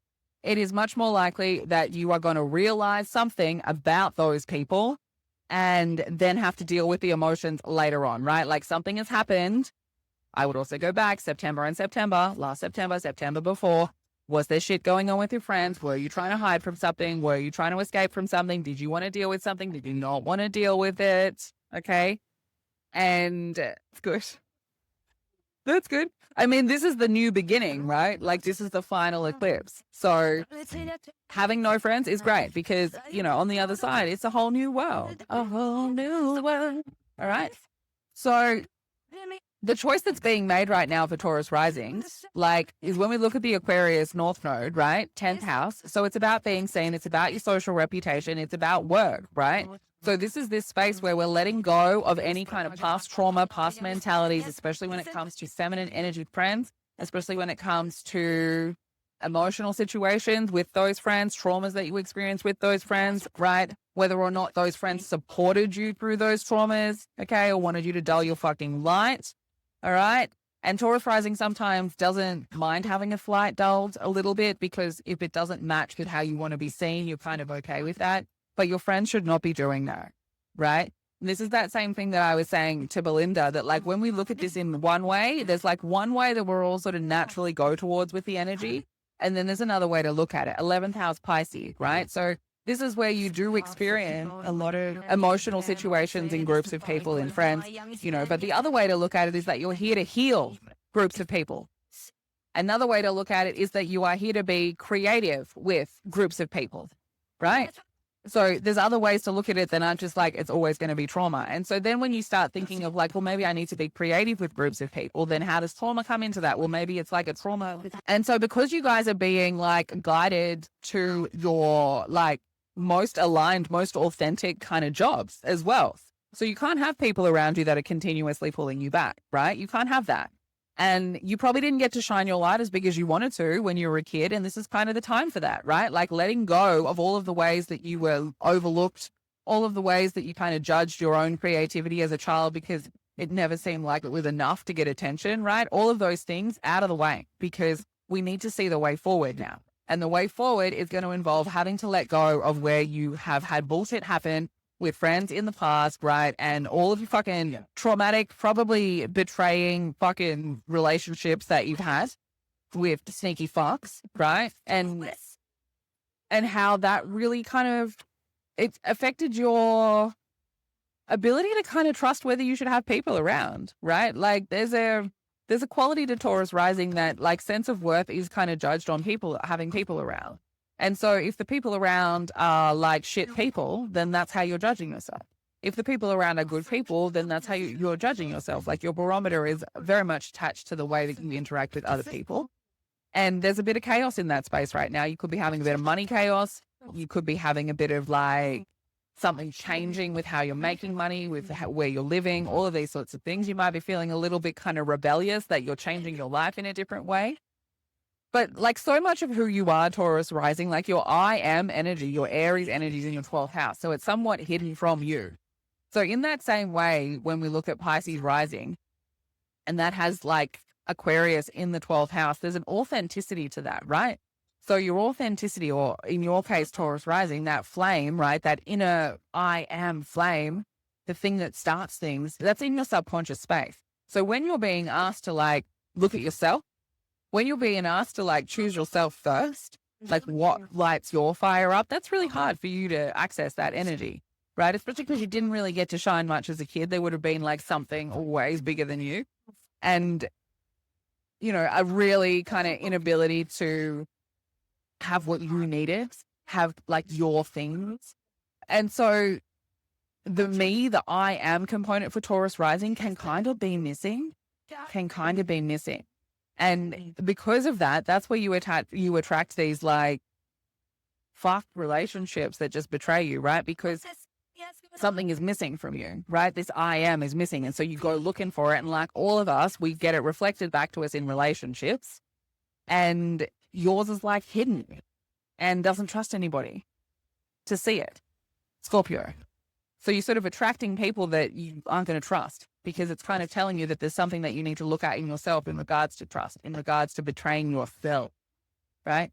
So this eclipse is going to help you with that because it's going to like help you have some clarity and see something in a different perspective about certain people in your life that have affected your sense of worth and that no longer really have a place while you're trying to rebuild something about yourself, because they were always people that either were using you or people that wanted you to be down and be sad. I think Taurus Rising people get that quite a lot, to be fair, because they usually are very attractive. And you do get a lot of people like that, just kind of using you. And because you've got the 7th house in Scorpio, right, power and control dynamics will always show up in relationships. Always. 7th house Scorpio. Wherever Scorpio is, right, in your chart, here's another little lesson. Wherever Scorpio sits in your house system will tell you where issues of power and control will show up. Taurus Rising people, issues of power and control. 7th house, Scorpio. Okay? So relationships. That's why you were a bit spicy. Taurus Rising people always a bit spicy. Okay. All right. Last but certainly not least, Aries Rising. Okay. Aries Rising. Okay. I mean, you guys, it's been a time. Oh, I mean, Cardinals have, like, for the last week or so, you guys have been in it. I mean, you guys are crying. Aries Rising, stay home. Call in sick right now. Can you cry with me? Aquarius Rising, Pisces Rising, Aries Rising, we cry. We're all crying. You guys are crying probably for stuff that you didn't even really know. Could be on. Okay.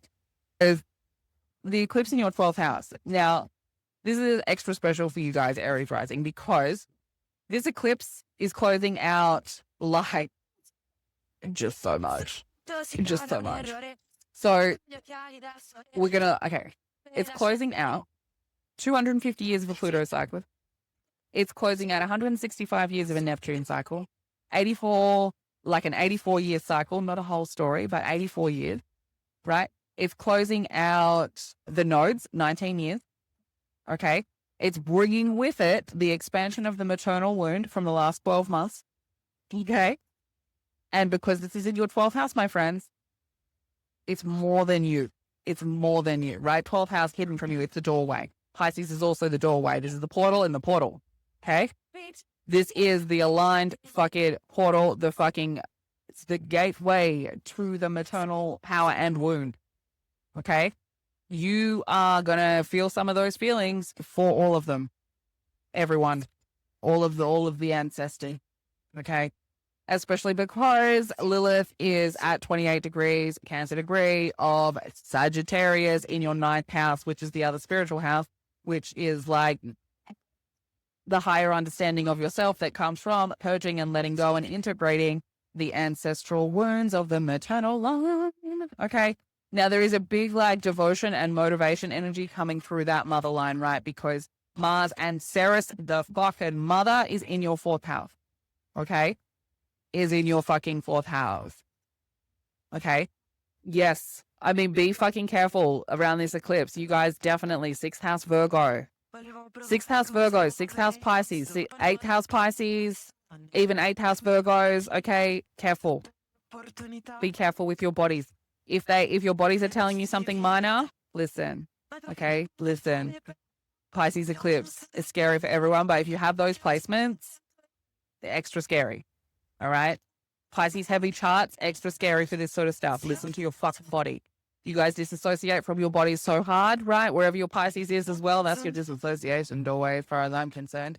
But you need to tap into your fucking bodies in this energy, okay? We need the Virgo component is showing you, which is going to be through your body. But Pisces bodies tend to carry a lot of fucking trauma and they often have illnesses attached to those things. And we need to be very careful around eclipses, okay?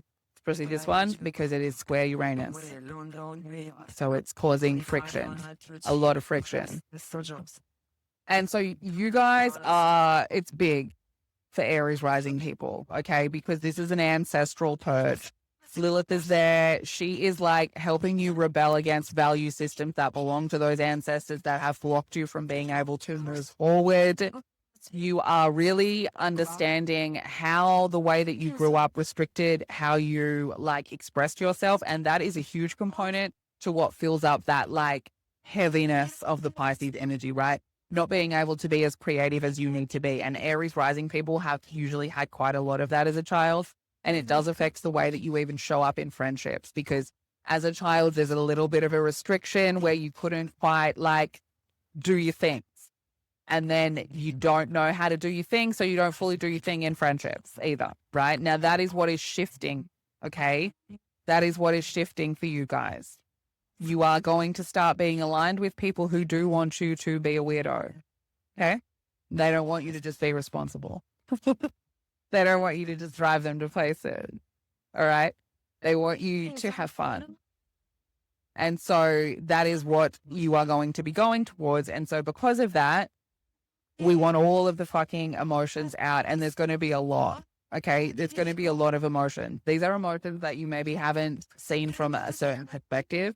And because, like, this is an eclipse where the sun and the moon are in Virgo and Pisces, but eclipses are always related to the nodes, and the nodes are in a different sign. So we're having this Mercury Cazimi before the eclipse, and the South Node is right nearby. So this is being able to see from another perspective that goes against what you were taught by the maternal energies, whether that be rules, whether that be traumas, right?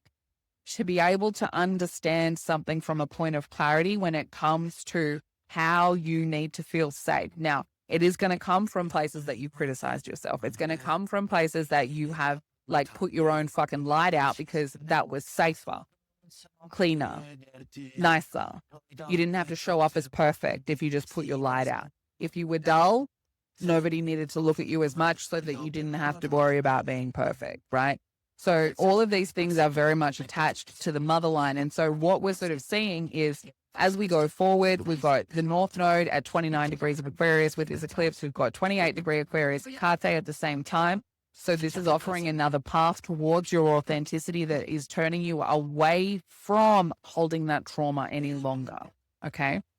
Because commitment is now to yourself. Commitment is to you, to how you're going to be seen in public. Commitment is now about rewriting the way that you've shown up with your friends, with groups of people, with teams, and committing to being your own solid foundation so that you can be the fucking brilliant weirdo that you are. Okay? But this is going to be fucking huge. If you are a spiritual girly, if you are someone who does tap into that Aries rising, right? Like, it's going to be fucking loud. You've got Neptune retrograding and Saturn retrograding in your first house, and Pallas and Vesta are there. This is about your feminine intelligence. This is about rewriting the boundaries and the authority of that feminine intelligence. And yes, Aries rising, you are being told to step the fuck up as one of the new ancestors. Okay, but you cannot do that while carrying the fucking wounds, right? Now, Aries rising, this is why this is so big for you guys. This is why friends have had to fucking leave you, like, in the fucking dust, leave them behind, because you are part of this new generation of the first ancestors, and you hold the wisdom of fucking everybody who came before you in your 12th house, in your subconscious. And that doorway is going to be opened, fucking head to the fucking sky, so that those feelings can be felt for the ancestors. And at the same time as that, with Neptune and Pluto are both aspecting in an adjustment to the sun as well. So you are being able to see the contracts, the Pluto contracts, right? The authentic Pluto contracts. The ones that got made when you were a child that we are no longer believing. We're revising those bitches because you are the new ancestor now, right? Yes, if you've been doing ancestral work as an Aries rising, this is fucking huge for you, right? Because this is this moment where you are going to be able to, like, and we did versions of this when we had that final part of Neptune in Pisces, which was January, and we moved into Neptune into Aries. That was a part of this ancestral leave that shit behind. This is closing that the fuck down. This is closing it down, okay? So this is the mother line, 4 degrees, Cancer degree, okay? So this is what you're purging. Lilith is aspecting, Pluto is aspecting, Neptune is aspecting, Uranus is aspecting. Everything is involved. You are taking responsibility for you, the nurture of you. That's your new devotion. And there is a fire, kind of an unstoppable fire that is trying to get you to walk that way. And so it's going to feel very chaotic for Aries rising people, especially if you have, like, a lot of energies in your first house in your 12th house, in your 6th house. If you have big energies there, like if you have planets, if you have placements there, this is a lot. There's a lot going on. All Pisces placements will feel this like an ending, okay? Wherever this is, something is ending. Something is taking us down into the depths, my friends. You know, light fish, dark fish, light fish, dark fish. I'm glad that's making sense, Susan. Yep. Light fish, dark fish, you know, like we have to go down into the darkness. We have to. We always come back out because light fish, right? Always comes back to the top of the water. So we've done all of them. I've done all the signs. Done all this. How are we going? How are we doing? I will try and chop those up. I can't make any fucking promises though because there's been an eclipse yet. Okay. I can't make any promises. Look, somebody asked me is like, I will try and chop them up. I will just drop this whole video onto my YouTube channel so that like, even if I don't chop it up, you can go and find it. I'll put the fucking timestamps. I'll do that anyway. And then if I have the time, I'll chop it up. But otherwise I'll just timestamp it and I'll chuck it on my YouTube so you can go and find it. Nice.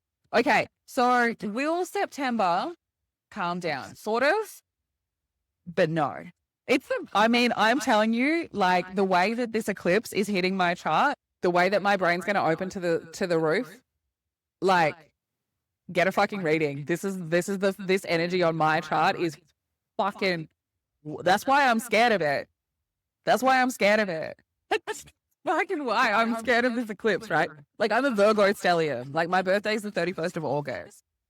So this eclipse is on the 28th of August. So last year I was like, no, I'm not. My birthday will be not happening. My birthday will be not happening. And the astrology that's happening for me is fucked. It's fucked. Like, and it's really hard to like read your own chart sometimes and like predict what's kind of fucking coming. But like I can look at my chart and I know that a lot is coming. I have just opened up September video calls if anyone was looking for a video call because I don't have many left for August. But all my recorded readings, you can find them on my website.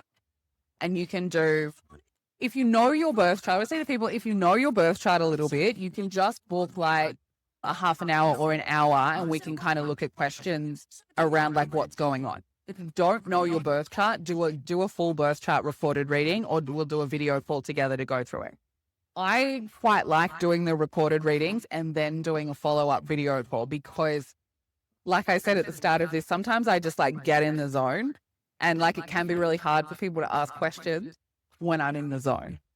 So when you get your initial birth chart reading, I always find even if I do a video call with people, it is just like me talking at you for at least an hour. And then usually the last 30 minutes, we're sort of doing questions backwards and forwards, which is fine.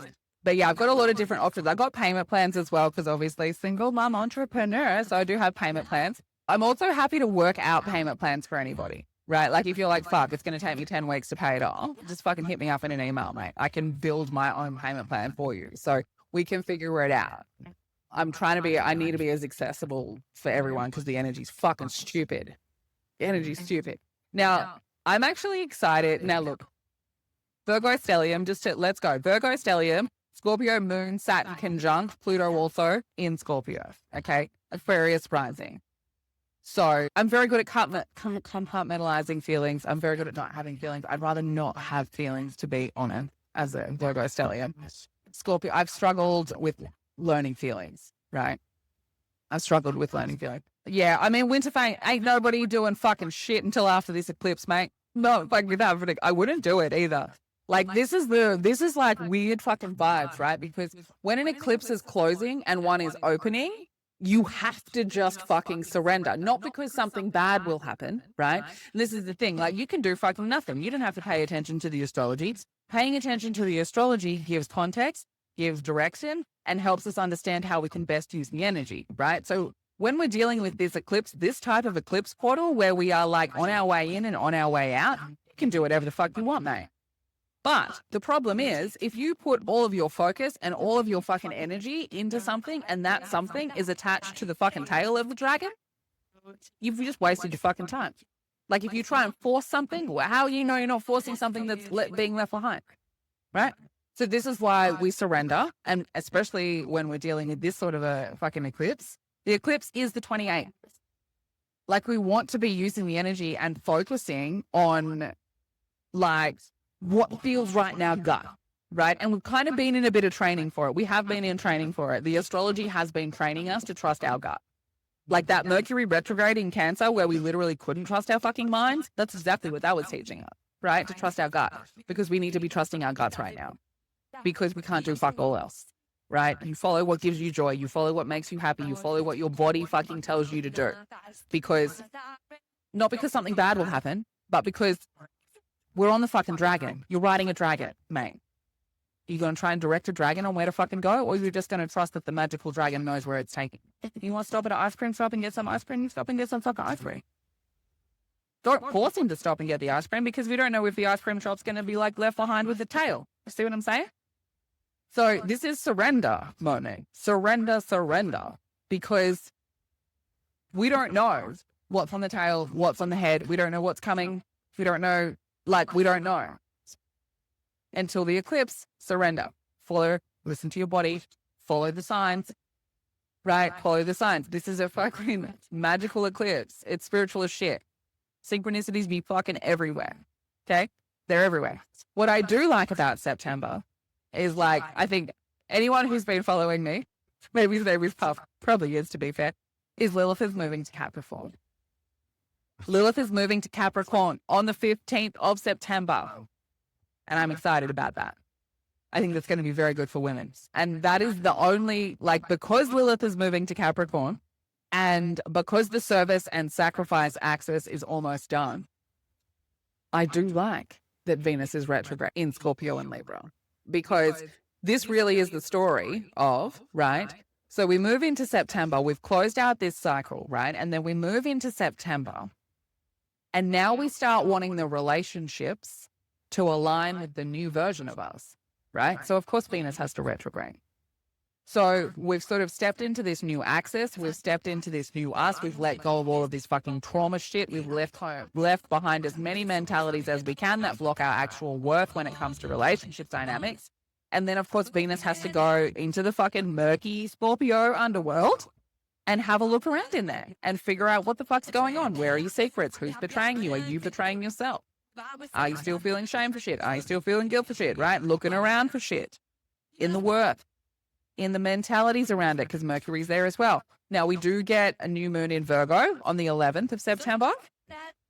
And that's at a Virgo degree, 18 degrees. Mercury moves into Libra that day. So it's the last, 29-degree fucking Mercury in Virgo and the new moon in Virgo at 18 degrees devil degree. Okay. Then Lilith moves to Capricorn. So, I think Libras are going to have a fucking good time, to be honest. Especially Libras that have been fucking throwing out people-pleasing shit. Like, Sandra, if you've done the people-pleasing shit and you have thrown that and you are following your fucking joy, and also for Libra sons, if you have dealt with your father wound, okay? If you've dealt with your father wound, okay? Because otherwise some of this will be about the father wound and about how you don't take up as much space as you should because of father wound, okay? But even then, I think you're having a good time. I think Libras will enjoy this energy, because one thing that I like about Libra is when justice gets done. Libras are one of the original justice sensitivity, right? If we said that a Gemini was the original neurospice, then I would say that Libra would be one of the justice sensitive. Okay. And so I think that Libras will have a good time. I do. I think it could get a bit spicy, once it gets on your sun, you could depending on where it's at when it hits your sun and stuff. Because you're going to be squared by that, right? You're going to be squared by Venus and Mercury in Libra. So that's even more friction for a Capricorn sun. Right? This is you've got to remember that, right? This is you got to know on your astrology, you have to know what your cross is. Okay? Because they all get affected. Right? So, and this is maybe something that I've made up, but you need to know what your cross is. Because if you are a Capricorn sun, then the opposite to Capricorn is Cancer. And then the other side of the cross on the cardinals, right? Capricorn, Cancer, Libra, Aries. Okay? Capricorn, Cancer, Libra, Aries. what? Yeah, I can draw you a little diagram. Yeah, I'm going to type it. Hang on. Let's go old school. We go old school. Hold on. Okay, what have we got? Let's go. Yeah. It's going to be backwards. We're going to have to deal. Doesn't really matter. Okay. Welcome to school. Okay. So we kind of see that? Right. So, if you're a Capricorn, right? And something is happening in Capricorn. Right. So if something's happening in Capricorn, then that means that this is in opposition and that's a square. Okay. So square, friction. Likely to be inner friction and opposition, likely to be something outside of you that creates change. Right. So when we look at this guy, right? Our moon's in Capricorn, so our feelings are related to our sun sign, right? Let's go, we'll do that as a sun. So your sun's in Capricorn, right? So when the moon transits, okay, when the moon transits across, then we're having feelings in our everyday existence. Those feelings, okay, are wherever Cancer is in your chart, okay? So the opposite of this is also true. If you are a Cancer sun and the moon's in Capricorn, the moon is in opposition with your sun. Opposition is a tug of war. So it means that the feelings and your everyday life are in a tug of war, okay? Opposition. So all signs have an opposition. Capricorn, Cancer, Aquarius, Leo. Hang on. I'll miss one if I don't look at my fucking map. Aries, Libra, Taurus, Scorpio, Gemini, Sag, Cancer, Capricorn, Leo, Aquarius, Virgo, Pisces. Those are all opposition. So when one thing is in one thing, it's opposing the other thing. So if you are a Capricorn sun and Mercury is in Cancer, Mercury is in opposition, in a tug of war, meaning that what Mercury represents, right? That's your mind, your communication. There's an opposition happening. So there's a thought or there's a conversation that's going against your life. Yes. So being in a relationship with somebody who is your opposition energy will be incredible, or you will want to kill each other, depending on the people. Now, the other one is a square. Now, can I do this backwards? Square, right? 90 degrees. So if you are a Capricorn sun, right now, over here, in Aries, okay, Saturn, Neptune, fucking around. So that means Saturn, Big Daddy Saturn, he's revising shit over here, which is causing friction in your everyday fucking existence, right? Libra, so Venus is in Libra. So if you are a Capricorn sun, fuck, I can't do this backwards. If you are a Capricorn sun, then Venus is currently squaring your sun. Square, friction. So Venus, ideas of worth, relationship, etc., right? That is causing friction in your everyday life. You can do this with fucking all of them. All of them. There are other angles. Learn these ones first. Okay? Learn these ones first. The four, learn them first. That's that. You know. So like when we're talking about the eclipse, the sun will be in Virgo. So if you have Pisces, if you are a Pisces sun, then the sun is opposing your sun. Now, the ones that you want to look out for are the outer planets because they spend a lot of fucking time there. And if you don't know your cross, then you don't know, right? Because these are the harshest aspects, right? Friction, a square, opposition, tug of war. Friction, a square, internal. Opposition, tug of war, someone's on the other end of the rope. With me? Okay? We do a fucking astrology lesson at fucking midnight or some shit. It's Neurospice Astrology Midnight time. Okay. So, the reason that you need to fucking know this shit is because the outer planets will fuck you for a really long time. Okay? For example, if you are a Capricorn sun, yeah, Saturn is in Aries for 3 years. Okay? Now, if you want to get super fucking exact, right? And you can do this with the outer planets because they barely fucking change, right? Then you need a degree.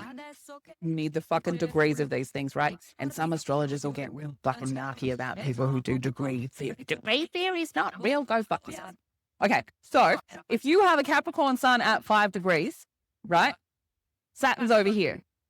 Now, we really want less than 5 degrees difference. So that means that 0 to 5 degrees, right?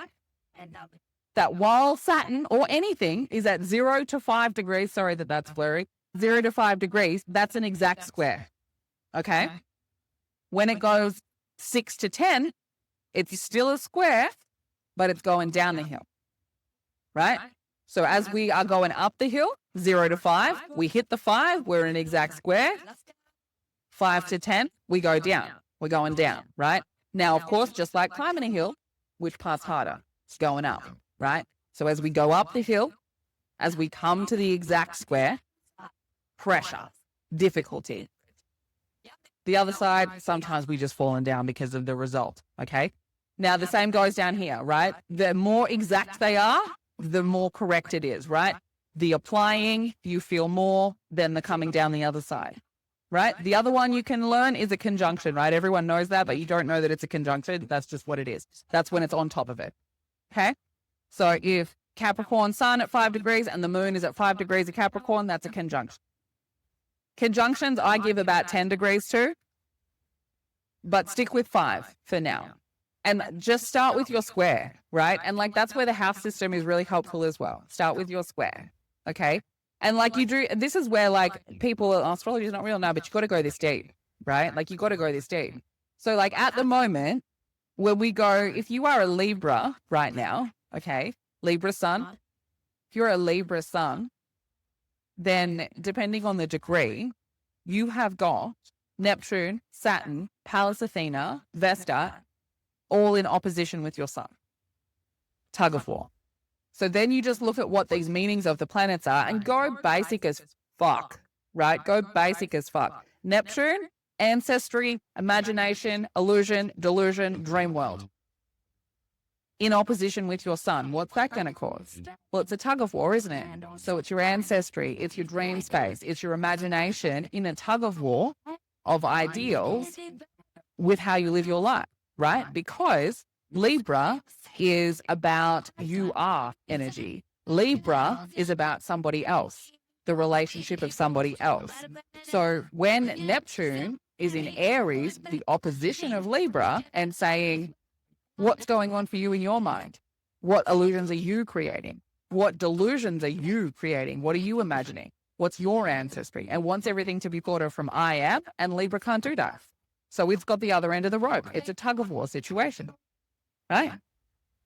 But if you are a Libra right now, you have all of those things in opposition, but you also have Mars and Ceres in a fucking square.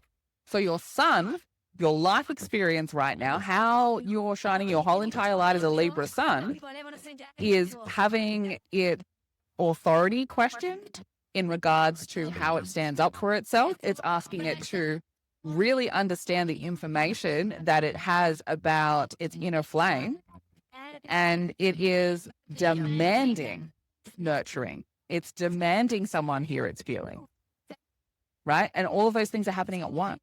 There's all other things are happening as well, of course, because other planets are aspecting. But that's why if you just start with that cross, and you can do it for your sun, moon, and rising, like you can do it for all of them, because you can just look at the moon. Oh, what's my moon? Oh, my moon's in Libra, right? And so you can do this with your own chart. This is also very simple for doing with your own chart, right? Like if you got a Cap Sun, Libra moon, friction, constantly friction. So emotions, right? Where your moon is, emotions will cause friction in how you live your everyday life, the sun, in order for change, right? Or your everyday experience will give you emotion that cause change. Okay? So like it's the basics. Don't listen into any of them fucking gatekeeping woo bitches who don't want to fucking teach basic shit like this. Anyone who will say something like, oh, don't use the fucking table, only use the wheel, get out of here. Get out of here. Some people need to use the table before they can understand the wheel. You know what I mean? Keep it fucking simple. The more simple you can keep it, right? Okay, I'll do one more. I'll do one more because this shit changed my life, right? Like if you think something's going on with your fucking communication, right? Use this shit and have a look at the fucking map, right? Where's your Mercury? Is something going on with your communication? Mercury or third house? Go look there. Who have you got there? Who have I got up here in front of me? I got Taurus Rising in front of me. So maybe I'm a Taurus Rising and I'm like, I almost fucking chewed a bitch out today. What the fuck's going on, right? So then you get your fucking square out. You go Cancer. Right, what's on the other end of Cancer? Capricorn. But I can see conjunct in the sky is Mars is in Cancer. So I'm looking at my fourth house and I'm my third house and I'm like, fuck, right, my third house is communication and Mars is there. No wonder I'm chewing a bitch out. You know what I mean? But where else is everything else? Well, I can see that fucking I've also got like Saturn's in Aries. So I can't even understand that, right? So then where's your Mercury? So we go, oh, fuck, I almost chewed a bitch out today. But I got a Mercury in Libra. Like, that's not really like me. Like, that doesn't make any sense. But then we look at the map, right? Oh, fuck. What's in Aries? What's over here causing a fucking opposition? What's making me want to chew somebody out? Saturn, Neptune, Pallas Athena, right? And if it's a square, well, you got Mercury in Cancer and you're chewing bitches out? Yeah, fucking oak you are. You know why? Because bitches be walking all over you. And that's causing some emotional fucking friction that now we gonna talk, right? Simple astrology, right? Astrologers who are obsessed with it, who fucking storytell to the fucking degrees of all of the things like me, we exist, right? That's what we're for. We fucking, I'll tell you the whole fucking story of your birth chart. Like, give me all your families and we'll do the whole thing. But this shit, this is checking the weather. Yeah? This is like, do I take an umbrella today? It looked like it's gonna fucking rain. That's what this shit is. Oh, do I set my meeting up for Friday? Nah, better fucking not, because that's gonna square my shit and I'm gonna definitely tell my boss to go fuck themselves. It's just like knowing when something might be rubbing you the wrong way. Knowing when there's a good time to go and ask for that question, go and ask for that favor, go because the energy is supporting you to sound professional or to sound confident, right? And if you start off like that, you will be surprised how much sense it starts making really fucking soon. Knowing the basic of everything. I might still have my cheat sheet on my website as well, astrology cheat sheet, which will have like all the basics of like what these things mean. So you can, if you're going to do your fucking homework, get the cheat sheet, go and have a fucking look, see what's fucking with you. Like squares and oppositions, I always think are the easiest ones because they're the ones that we notice the most, right? They're the friction ones. We seem to not really notice like a trine as much because it just works in harmony. And it's different angles, so you can't teach like this way. But start with this, especially now. It'll tell you like where you're being challenged, okay? Yeah. I am like fucking wide awake. How am I getting to sleep tonight, my friends? You guys fucking pump me up. Okay, so I think we've been over everything. If you are looking for this whole video of the rising signs, I will either today or tomorrow, just depending on how long my system takes to fucking download, upload, etc., etc. It will be on my YouTube channel, okay? If you want to book a reading, I have opened up September video calls and there should still be August delivery recorded readings available on my website. Give me a little bit of extra time if it's not with you by Friday because the eclipse might fuck with my shit because sometimes I do find that. Especially because it's squaring Uranus. I would advise everyone in the middle of a project that's on a computer to back that shit up. Like off the computer, back it up on a hard drive or some shit, email it to like 5 people. Okay, because the eclipse making the square with Uranus, Neptune's involved, you might lose it. Okay? You might lose it. So yes, recorded readings, I've still got some August availabilities. Video calls have been opened up for September. If you don't know what to book, fucking email me. If you, oh, yours crashed already. If you need a specific type of payment plan set up, email me. We can build it. I can build it. We can build it to make it work. My only thing with payment plans is that I obviously won't send you the reading until the end of the payment plan, which totally fine with me if that's totally fine with you. I just want everyone to be able to have access. That's why I'm going to try and do more lives. I would like to do another live this week where you guys can fucking ask me questions and we can do some proper readings because, yeah, when I do these rising sign ones, it really is just me talking. Yeah. So Yeah, always feel free if you got questions that you want me to talk about in lives, you're welcome to email them to me.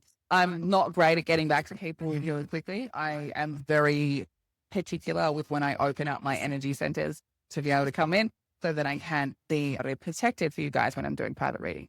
So let's go towards this fucking eclipse. I'm excited and scared of it, but we have to be open. We're on the dragon. We can't tell the dragon where to go. We can only ride the dragon and focus on the things that we want to let go of, right? Which is going to hurt our feelings. We're all crying together. Okay, I'm going to go and fucking get a chamomile tea and fucking ground myself and go and look at the moon, and hopefully that'll wind me down. But sleep is not going to come easy this week. Sleep is not going to come easy, and when it does, it's not going to feel restful. Okay, we're doing a lot of work in our sleep this week. Okay, so 2.5 hours. Big love to everybody. I will drop the full thing onto YouTube. I will try and cut it up if I can be fucked. Otherwise, you'll have to go find it. I will timestamp it. So that will just go over there. Have an excellent fucking night. I love everybody. Thank you for hitting the screen. Thank you for giving me the love. I hope you all have a fantastic eclipse if I don't do another live before then. Let's ride this fucking dragon. Let's fucking leave the shit in the past. Let's build a new world. Let's fucking go. Love you. Stay weird.